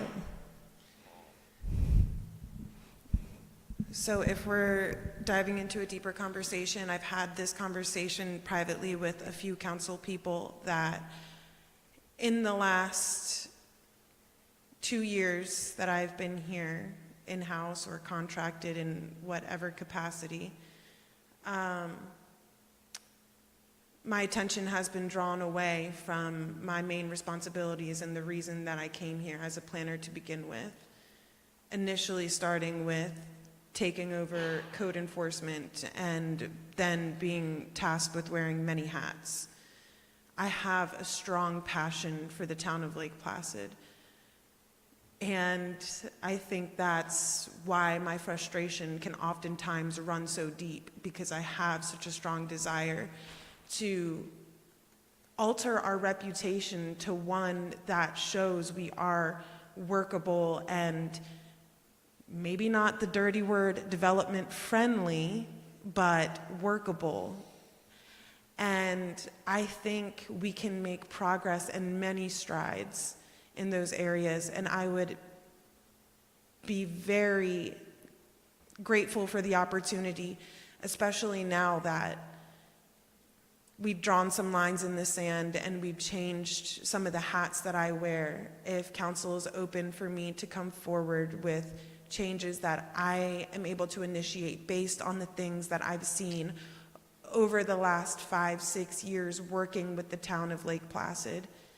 And a big part of the reason that I took this position, because I know we can get there.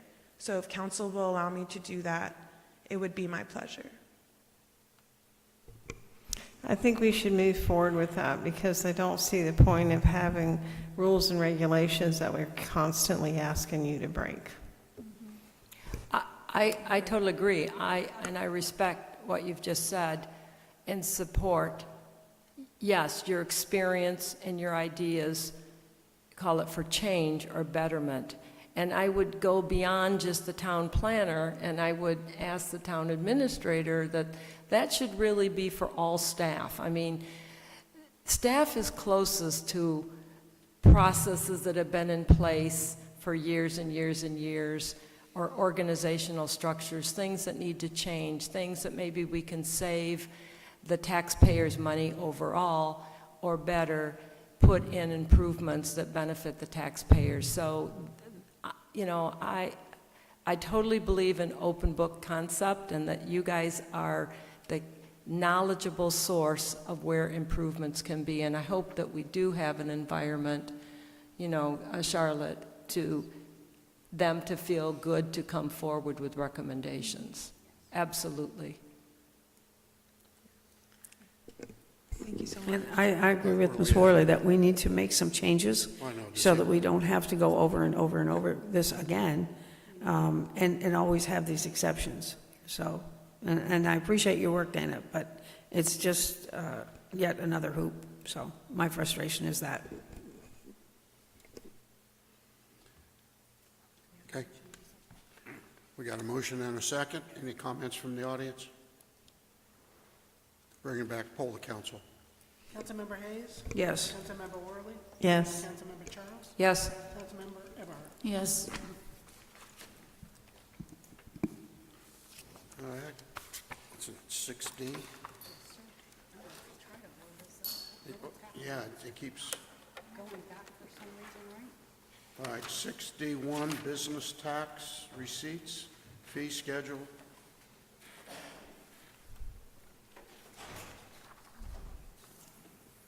Do we need to take a short break? Go get those cupcakes.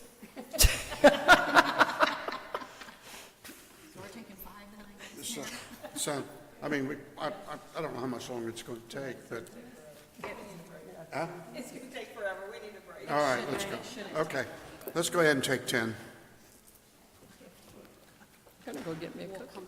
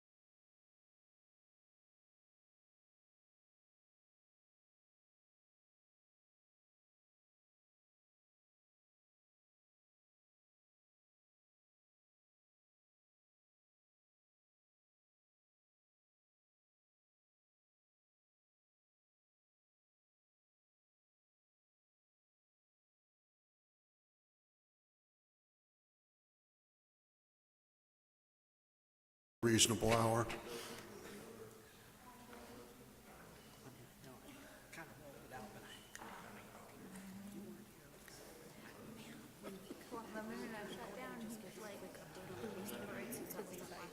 Yeah.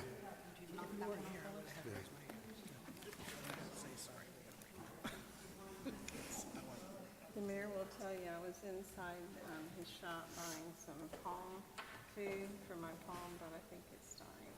I don't think I can save it. Oh, really? Mm, They probably got see.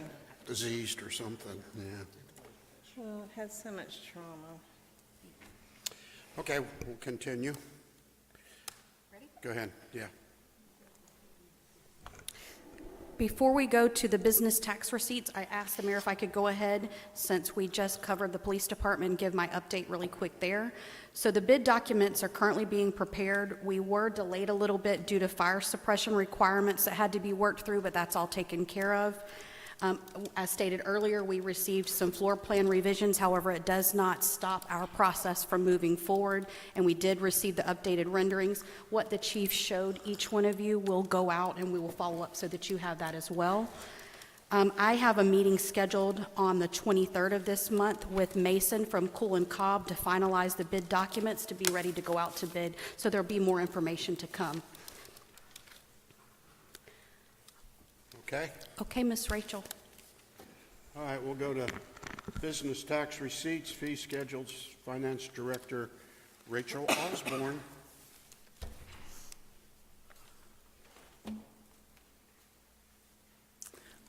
During the fee workshop, it was asked that we bring back something showing the business tax and how other agencies charge their business tax. So I kind of went around and kind of looked at what other municipalities doing, and that's basically what we're presenting here, to basically saying next month would it come back as far as the fees. And I think the last thing we heard was a flat $55. So, but we just wanted you to see these documents as far as what other municipalities are doing. So it wasn't really anything to approve or just information only. Thank you, Rachel. And just to piggyback off of her, she's bringing this forward so that you can review everything now, and then we will have the fees and charges, fees and rates. Sorry, I had to think for a moment. Fees and rates on the May agenda, and as soon as we get the updates finalized, that'll come out to council before that meeting. So it'll come out before the agenda packet, so that you have all of what you put together in the workshop at your hands before we vote on it in the May meeting. Is this just additional information? Because in the fee workshop, there were other towns showing, I think Sebring and Highlands County showing the variety of ways that they did their fees, and then we just cut to the chase and said, look, it's hard to go from 25 to 110 in that. So are we saying this is only info to see if we made the right decision? Or, I mean, I don't see us changing the 55, and I don't want to go through 2 hours of that again. During the workshop, you just asked about it, and I said I'm going to show you the information that we had, and it wasn't presented in the workshop. So this was information only. Avon Park wasn't, but there was other towns' business license fees that were in there. Correct. Okay, so this is just another benchmarking. Thank you for doing that. I know that the county said that they were going to start having the business tax. Have you heard about what they're going to charge or anything? I'm assuming it'll be this next budget time. I have not heard anything yet, so still watching and still monitoring to find out what they're going to do with it. But Okay, thank you.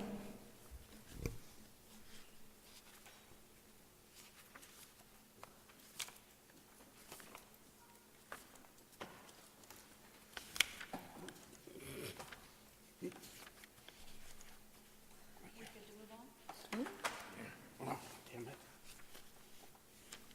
Okay. Which one is that? D2. 6D2? That's the sanitation department? No? Oh, that's 3. Sorry. Oh, here we go, 62, yeah. Okay. Internal grant writing software? Yes. Okay.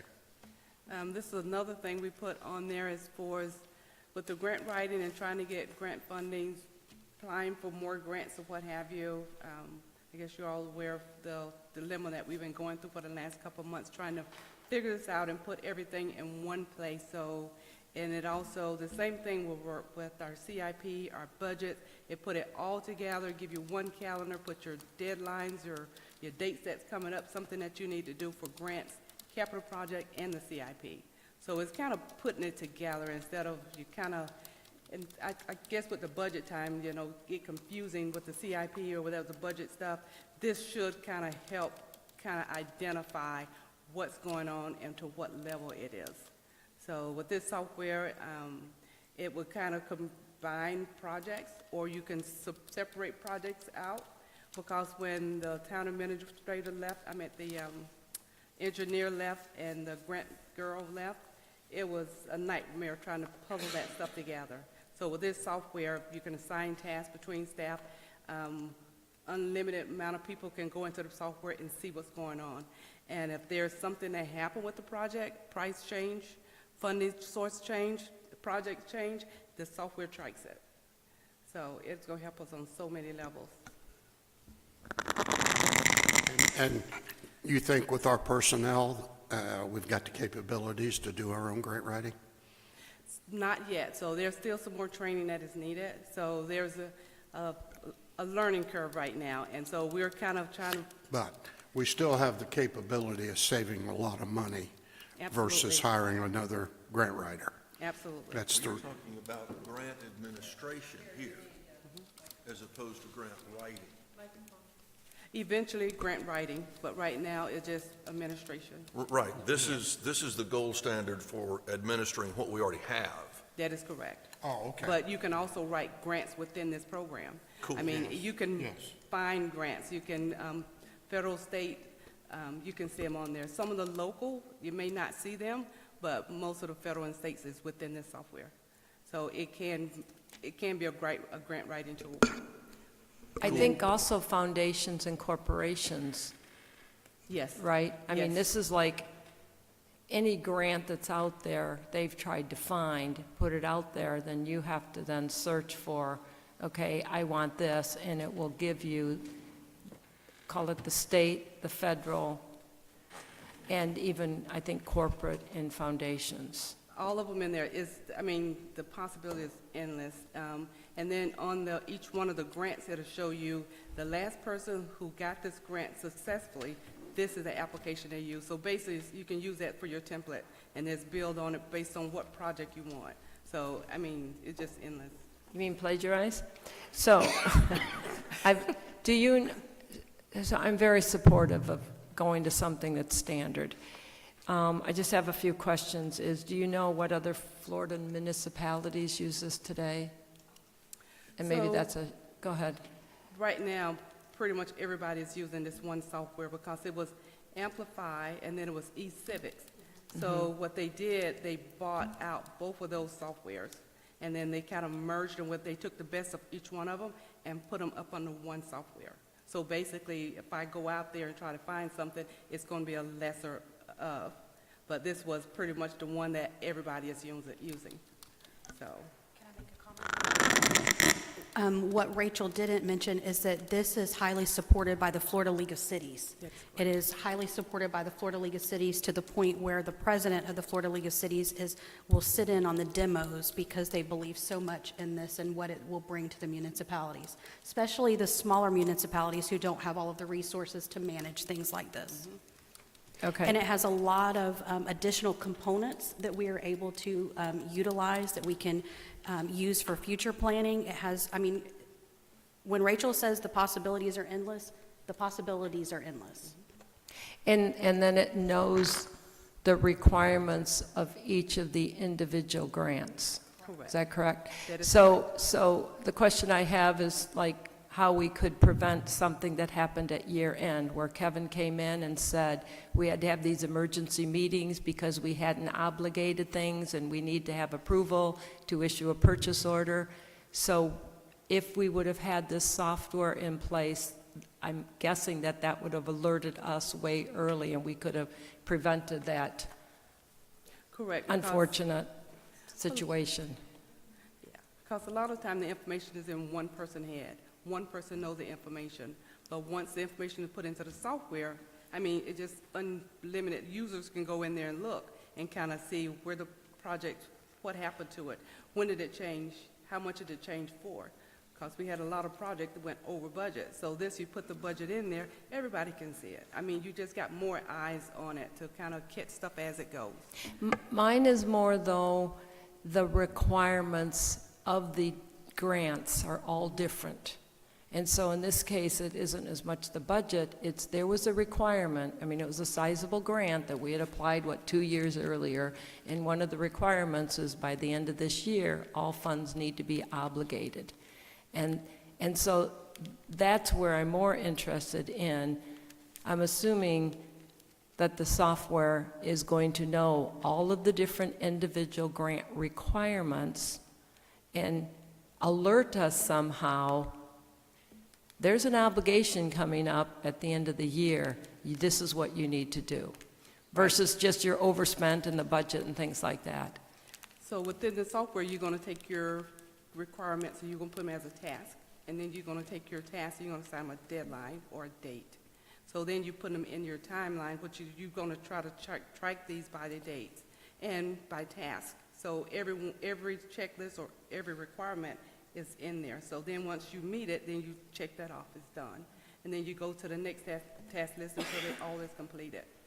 And if it's the task is within multiple people, then you assign them to multiple people. Otherwise, you just assign them all to yourself and go through your tasks and check them off. But again, bear with me.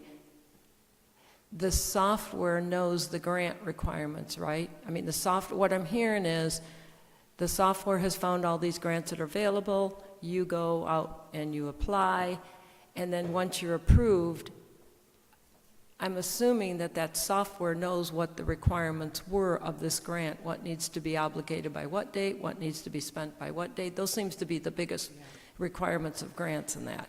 Or am I jumping too much into this software? Or you're giving the software too much of credit, because there will have to be a human aspect to this to put the task in there. So we're going to have to know what these tasks are. Okay. And as we learn and grow into the software and all the different projects and breaking the projects down into different funds or what have you, the software is good about doing that, but we're going to have to control as far as setting up the tasks, setting up the deadlines, and putting those stuff in there so that the software would know what to track and when to track it. Gotcha.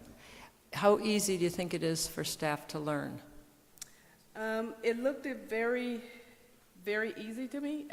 I don't think it's going to be one of those things that will take years and draw it out. The training is only like 4 hours, so definitely it's not going to be years to learn it. Maybe learning how to manage the grant or all the possible things that can happen within each separate grant, then that's going to take years. But the software itself, putting it in, putting your tasks to it, timelines of dates, I think just a couple months. Is it compatible with ADG to be able to pull any of the financial costs in? It's a separate program than ADG, Okay. but both of them working together, because whatever the expense side and the revenue side is definitely going to be an ADG. But just maintaining the grants and the workflows and stuff like that, then it's going to work together. Talk to that too, Councilwoman Charles. It does have that capability as we evolve through it, only because I know that from previous. That's so big, because that'll pull your expenses in and apply them right against a project, and then you'll know where you're at. Yeah, this sounds so good.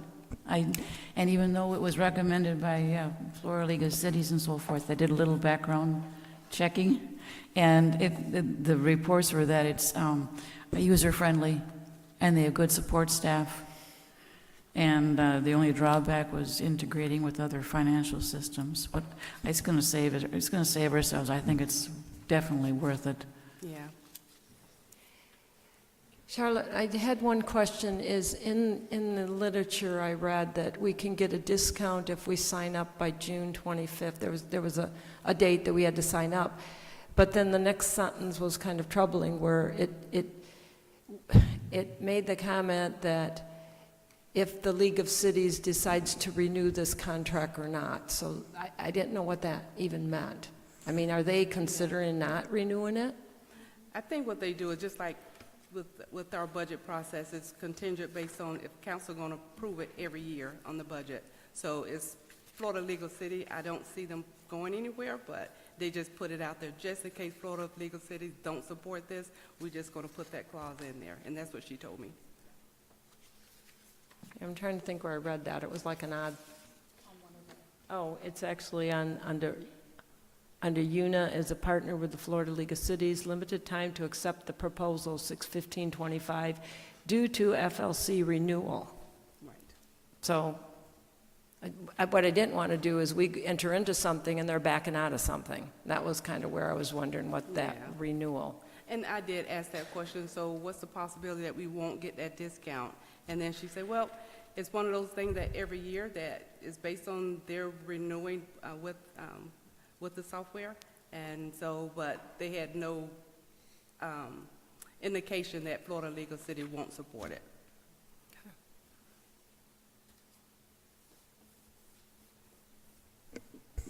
So if we make this motion to approve the software purchase, do we have the money in the current budget to cover it? So this is going to be a budget increase for the budget itself. But with the next budget that we bring in May, we're going to remove the earmark out of the budget. It kind of take the fluff away, and then you can actually see where that other money is going to be put in at. What do you mean the earmark? So there was an earmark put in for 1.6 million, and I think that one with the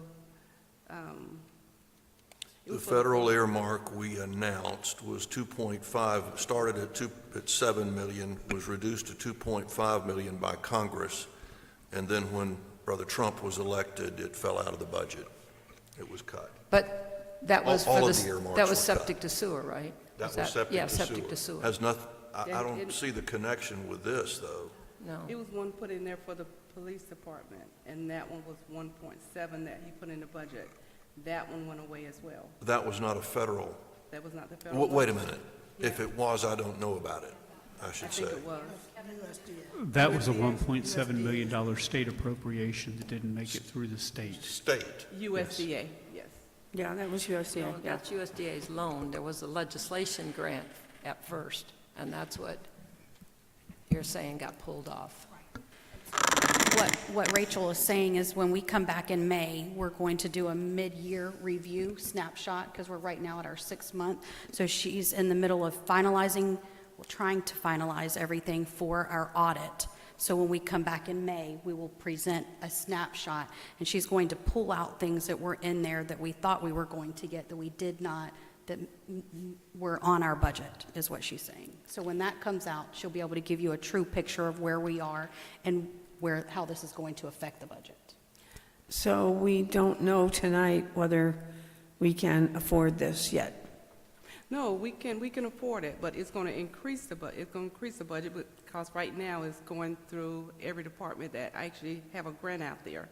So that's utilities, the police department. So the funds will be split between each department, but it's going to be increased, but as the budget itself going to be decreased by the USDA grant.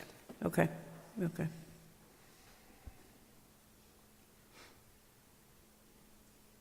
I think it's something we need. I mean, I think that this is something that can save us, call it budget money in the long run by getting, and I don't like the word free money, but grant money elsewhere. We've not had the chance to crack into the hundreds of thousands, the millions of dollars that are available out there for a variety of our things.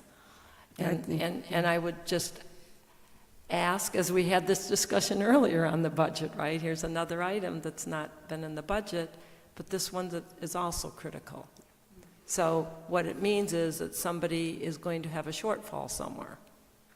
Now, last year, each year it seems like we do have a shortfall in the budget amendment, so I'm comfortable approving this. And So, if just- next year you don't want it, you can say, we don't want the program, because every year you have to renew it every year. So Right. with that being said, it's a year-by-year basis. But we'd budget it. Yes. Going Right, forward, we'd right. budget it. This is something that's new information on something that we need, that we haven't budgeted, that you're going to find elsewhere in everybody's budget. Well, it to would have to be, contribute to. it would have to be over every department, because it would affect every department. But, I mean, we just had a lengthy discussion about fees for the Caladium Festival, and we finally came to approval with that, and now we're going into this, and this seems to be going a lot smoother, but it's 18,000 plus 10,000 and 5% increments, as opposed to 10,000 period. So this is an additional. I just want to make sure you're comfortable with that, Councilman Charles. Are you okay with this? Yeah, you okay with this? Because I you were- just said I was. I said, I Okay. think this is something that's critical and that's needed, and that will save us money from the town budget Okay. going forward. Okay, just want to make sure we're cool here, because we weren't so cool on the Caladium Festival, but let's move forward. So I will make a motion to approve software purchase in current fiscal year budget 2025, allocating cost amongst departments, increasing operating supplies, to proactively go after grants and start staff training to seek grant opportunities. Second?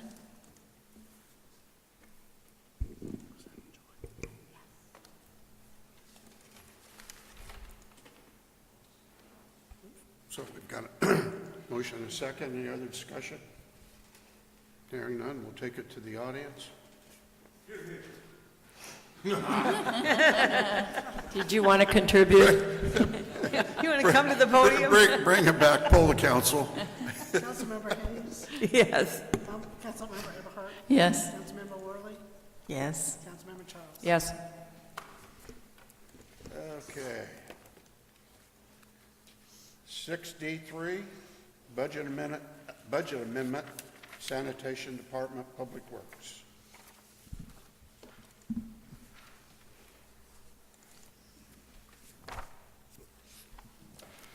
Sorry, I'm just trying to pull up the new quote. It increased slightly since the last one. Alan, you're going to have to. I can't understand anything that you say. You want to come up here? Is this microphone better?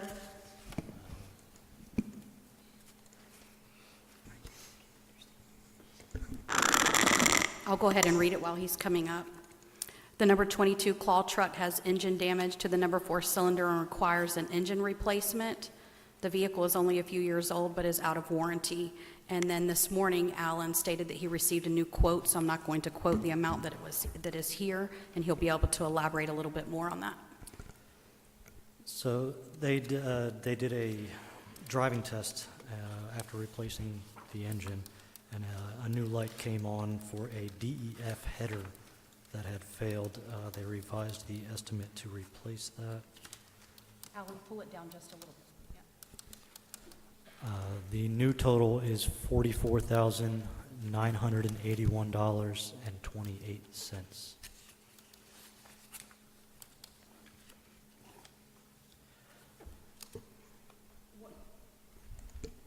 What's the reserve in the sanitation department? Do you know, Rachel, offhand? I didn't bring it either, what the reserve. I think there's, because your recommendation here would be a budget amendment to take it out of the sanitation department, and in this case, it'd be the reserve, I would think. Rachel, I'm kind of looking towards you. I know that. I have it. So in the meantime this is the claw truck to take the landscaping debris around, right? Correct. To take it, also and bulk so items. what are you doing now that it's down? Hire an excavation point at, We have two other vehicles. okay. So this is kind of a spare? No, this was one of our mains. The other ones are, well, Are the spare, so we you're have, we using a have spare? two that we use all the time. Yeah, 'cause this is a They're newer using one. spare, yeah.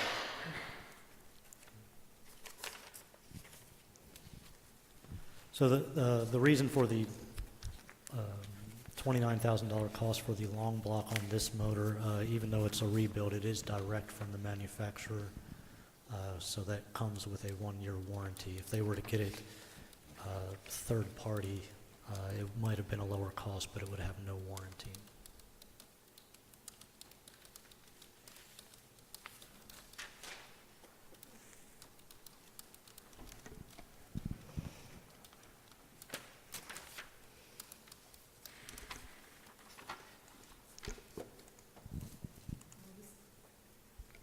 This is So, already Rich- in the works, so it's like a done deal.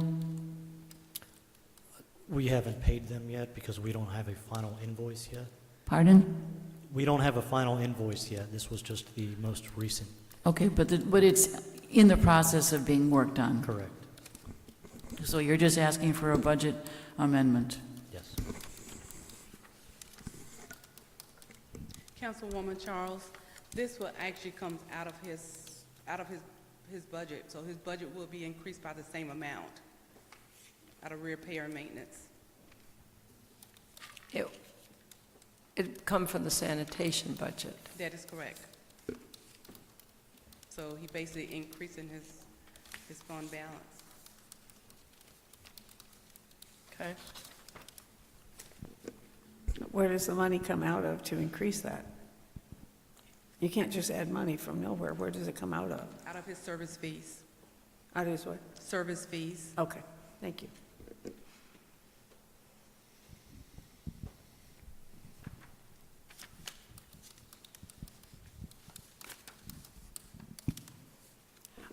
I mean, what options do you have? I can't sit there until October when we have the new budget, right? I mean, I think this kind of gets one of those that don't have much options. It's a formality for us to prove paying and spending the money. So I'll go ahead and make the motion. I'll make a motion that we do a budget amendment to the sanitation department for repair of the number 2 22 claw truck with the engine damage. Second. Okay, we got a motion and a second. Any further discussion? Hearing none, there again, we'll take it to the audience. Bring it back, poll the council. Councilmember Charles? Yes. Councilmember Worley? Yes. Councilmember Hayes? Yes. Councilmember Eberhardt? Yes. We'll go to 6D4, agenda item, playground safety inspection. Turn it over to our administrator. Thank you, Mayor. So this is just an update from the previous concerns that have been raised at Town Council regarding, it was specifically about Lake June Park and having a comprehensive playground safety inspection. So we conducted that not only with Lake June Park, but with all of the parks that are in the town of Lake Placid. It was presented at the CRA meeting because 3 of the parks do lie within our CRA district. However, Lake June Park is outside of the CRA district. This is more so for informational purposes and was put in as a formal agenda item because it has raised so many concerns with the public. For transparency purposes, we wanted to make sure that they have all of the information readily available for them as well, and to know that we're taking the necessary measures. So in our capital improvement plan, we do have in the CRA for the playgrounds that are in the CRA district plan, and we also have FERD out money that is on the town capital improvement plan for next year to be looked at for Lake June Park. So again, this is more so for informational purposes. We have started to make the repairs. That was approved at the last meeting for Lake June Park, and so Harry has already initiated that. We're waiting for the replacement parts to come in for the Lake June Park playground, and Alan has been working on the parks that are within the CRA district to bring them up to date the best that we can. In your packet, you will see what was provided to the CRA if we were to replace like with like. And it was voted on and decided at that time that we would not go ahead and do that. We would wait until we had a plan and make sure we know what we want to do at those parks before we use money to spend there. There are some items that we had to go ahead and start addressing, and Alan is here and he could answer any of those questions if you would like, for within the CRA, and trying to take care of some of the things that we needed to take care of immediately. And so that's all in the report for your review. Just some clarification on the FERDAP timing. We don't have anything in place for next year's FERDAP, because recall how the FERDAP works. Last October, the prior town administrator missed the window, and that was the 26-27 fiscal period. So right now, the earliest we're talking for FERDAP money is like the 28 fiscal year. I mean, that's just how this process works. I didn't like it when I saw that, but if we would have applied in October and got approved, which the approval is in May right now, that would be for the following year, the way they do their budget. So I will continue to say an advocate for the children and the families that use the playground. We need to come up with what can we do at Lake June Park. Now, so that's first. I want to clarify, we have no money in a FERDAP plan. The earliest we can get is 2028.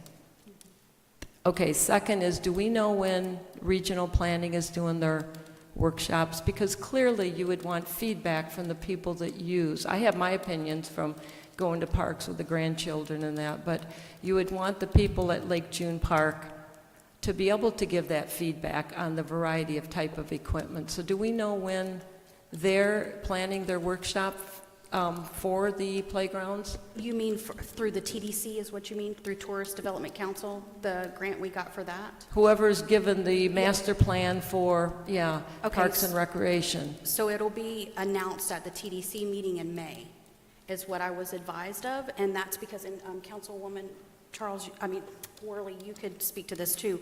Originally, whenever the TDC went out for the grant applications and they offered it to the municipalities, whenever they put it out there, Avon Park did not apply, Sebring and Lake Placid did.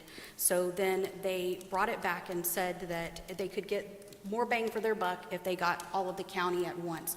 So Casey advised me, Casey with the Tourist Development Council, that it will be on the agenda in May because they had to go back to legal to have it revised, because originally it was written where they were going to award it with 2, and then they realized that they could get better money value out of doing it all. So it has to go back before their board and go through that process. So it'll be before the TDC in May. So I don't have that yet. So like June, July at the earliest for workshops. Yes, ma'am.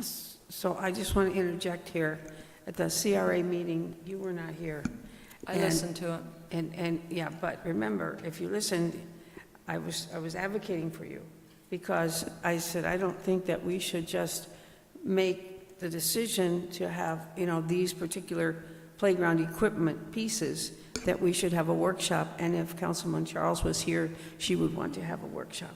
So I did say that for you. So, because we need to know, as you said, I'm not making fun, but as you said, we don't need to make the decision on what playground equipment we get, but the people that use the playground should come to a workshop and tell us what they'd like to have there. So, Agree. Yeah.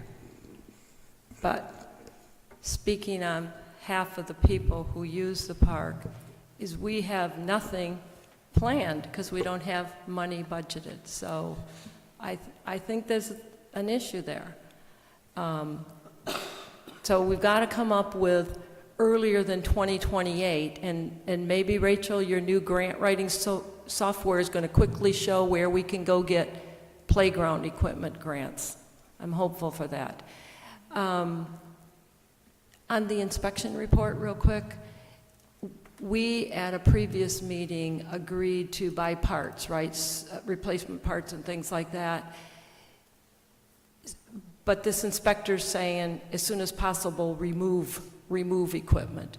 So did they not know that we were repairing some of it, or do they feel that the repairs that we were going to do make it not approvable, and therefore we're going to spend, I think it was $20,000, whatever we were going to spend, it's just money gone away because we got to rip it out?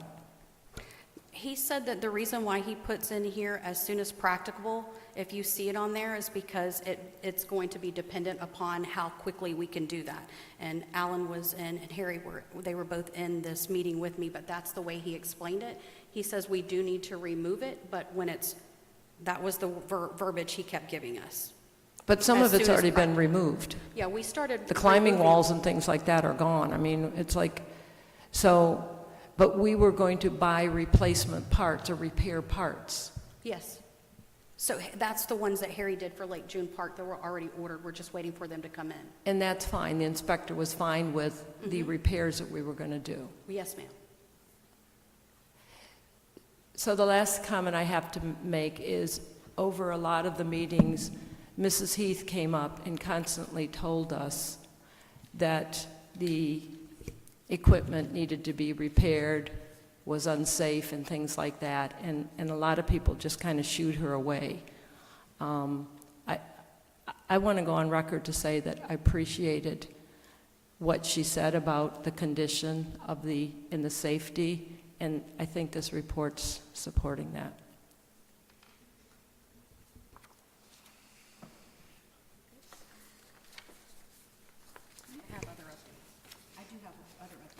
Okay, yeah, go ahead. That's the last item on the agenda. so- It was. I wanted to provide some updates, though. Pickleball, I've been asked about pickleball and where we are at. We are waiting for a final survey. Jermaine had gone out and done the survey, and they had to get additional, they missed something along the lakeside, so they had to go back out to resurvey. And in order for us to meet the FERDAP requirements, we have to have the survey. So as soon as we receive that, we will move towards the bid process. And then, as I stated earlier, in the May meeting, we're going to review the fees and the rate changes. To go ahead and get you prepared for May, it will probably be a lengthy meeting because we're going to discuss the changes that you suggested and initiated for the fees and rate changes. We're also going to do the mid-year review of financials and provide to you a budget timeline on where we're at, how we're going to move this forward. And then we will also have the RFP on the agenda for our town planner. Because we did receive that information back, so that'll be out there for you as well.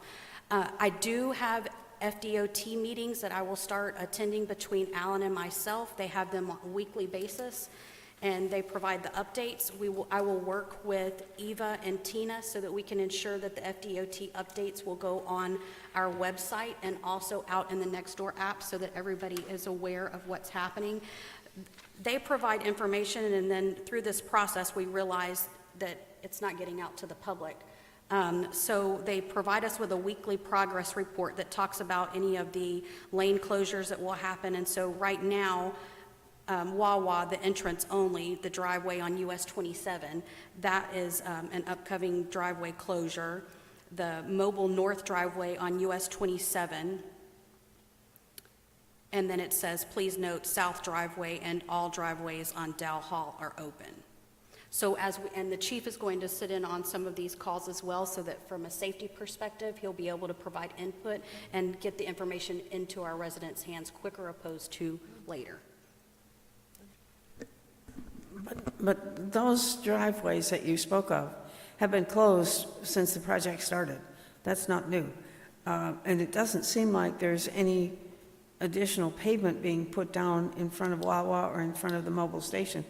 And wasn't that the thing, Mr. Harris, that you said, the FDOT said if we let them do it this way, they would complete it in 28 days, barring weather? That part would be, That's in June, though, correct? It doesn't begin until school gets out. Yeah, they're not going to do that. They're not going to close Dow Hall till school's out. No, I understand that, but, it was supposed to shorten an element of it. I don't remember which element. okay, I haven't seen any element shortage, and, you know, I mean, it is what it is, but people are asking me, why aren't they doing anything? Well, of course, they are. They're working some at night, and they're doing some other repaving, but they're looking specifically at Wawa and Mobile, and why is nothing going there? And I look at it, it looks the same to me every day as well, but I'm not an educated eye, of course. Yeah. And so when I talked to Ron Western, is a project administrator that is hired through FDOT, and he's located right off of Interlake. So we have an office that is right here and a contact that we can reach out to, but he said that they are right now 24.35% time that has elapsed. And so he said, yes, that there had been slowdown. However, when I questioned him about I thought it was 21 days. That's what they said. 21 days, and he said that will be after school gets out, and it'll be a straight 21 days. Oh, after school gets out. After school gets out. And so that was, he said as soon as school gets out, then that's when they're going to fast track it, and that you were talking about for, yes, ma'am. Are you saying they said they're behind schedule right now? What was your 21? He said that there was an elapsed time of 24.35%. So right now, and they allow for time for that, they have a total days granted. To date, it says 25 days. Supplemental agreement days are none. And then they have what they call a special event day of the 21 days to hurry and fast track this progress. They've had 4 days for weather days that have slowed things down. And it says a current contract time of 575 days. We are on current contract day 140. And the total original contract time is 550 days. So our progress earned right now is 13.23% of the progress. So we still have a long ways to go. A long ways to go. A long ways to go. Lots of fun ahead. Lots of fun ahead. And then the only other thing I had, I believe, there's a lot. I hope you read your novels. I jokingly say that, but I want to make sure that you have all of the information. But we do have the shootout, the Lake Placid Spring shootout that's coming up for the drag boat event. Councilwoman Worley has really been working on this tirelessly. So it will be held on May 3rd the 3rd and 4th at Lake June Park. And we are looking for vendors, so she is actively working on that. The food trucks, things of that nature. Yes, ma'am, and you can keep this. It's the Lake Placid, it's that drag boat races. And I have to say this because Kevin is not here, but Kevin handled this all by himself last year, and I don't know how he did it. I really don't. So I'm very thankful for the time that Councilwoman Worley has put in for this, because the TDC will put it to the municipalities, and then it's up for us to manage it, because the idea is to bring it to our town, for our residents, and to be able to bring that in. So they pass it off to us, but then we have to make it happen. So we're making it happen. Thank you. Yeah, the Friday night before, right now, we're planning for a meet and greet the race teams at the Journal Plaza and down that street. We've talked about closing the street, but I don't know what's going to happen. All I know is that it's a lot better than, not planning, and we've got some food trucks if anybody wants to bring a food truck, or they want to be a vendor, especially the merchants. If they just want to set up a table and show what they do, they can just come down there, and if they want to give something out, they're welcome to. We talked about, but I think we're running out of time. The police chief approved them if they want to make up a sign and put it on the fence, other things to do in Lake Placid. Harry and his team have been working down and really cleaned out the, not in the water, but the view. It's just so much better. I think it's really improved our lakefront, and they are going to bring some bleachers over.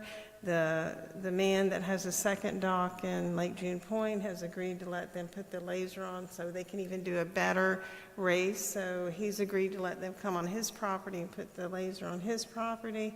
They're all excited about it. So we're trying to do it. But we have a team. We have a team in Lake Placid that's doing it. And I have no clue what I'm doing, but I'm trying very hard.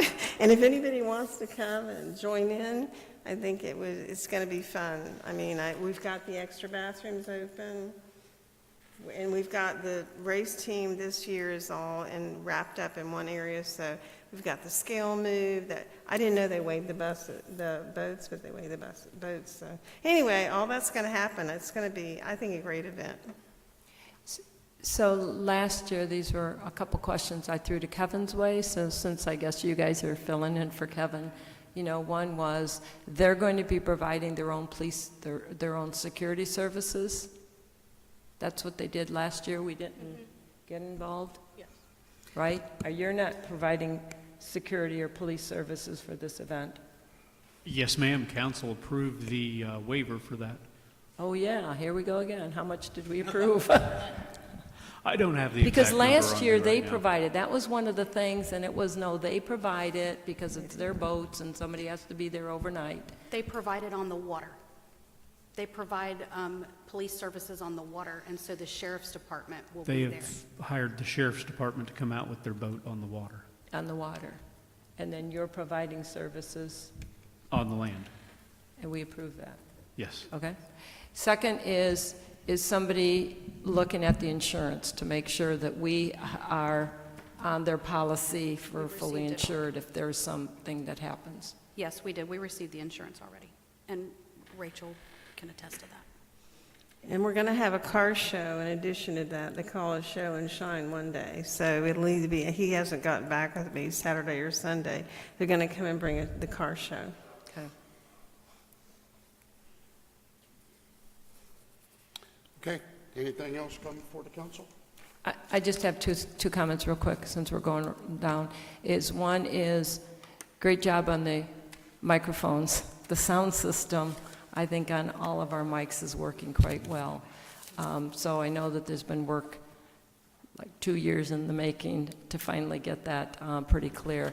And then the second, just informational, is Charlotte and I set up a meeting with the high school principal about a month ago, and then at last minute she couldn't make it. So the topic was exploratory on a high school co-op student, and how does that work? And they have co-op students, they explain their program.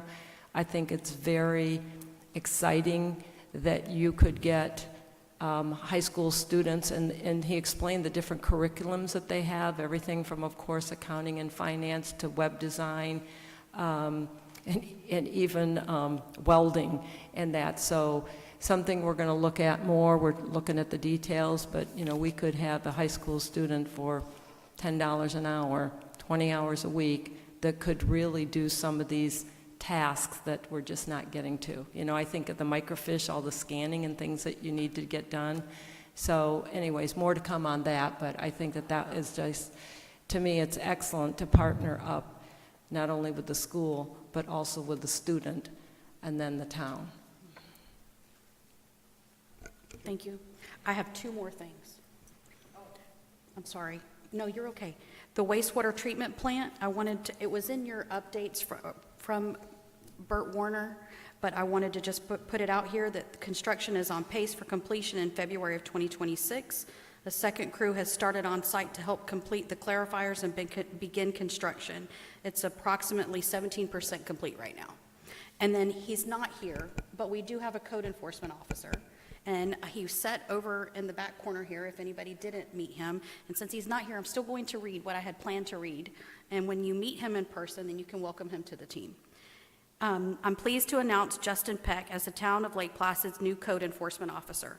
Mr. Peck brings a wealth of experience in public service and operations oversight, having most recently served as a production supervisor with Pride Enterprises, where he led teams and managed inventory control, safety procedures, and internal audits. Prior to that, he served over a decade with the Florida Department of Corrections as a correctional officer sergeant, where he conducted institutional inspections and enforced safety and compliance standards. His extensive background in regulatory environments, along with his leadership experience and strong attention to detail, make him well-suited to support the town's code enforcement priorities. And we are confident that his commitment to public service and structured approach will be an asset to our community. So when you see him, welcome him to the team, please. That's all. That's it? No? I did it earlier, just one-on-one, but I just wanted to compliment Alan and the staff on the cemetery. It looks wonderful. That I don't know how they mow like they mow, but it really looks good, and thank you for that.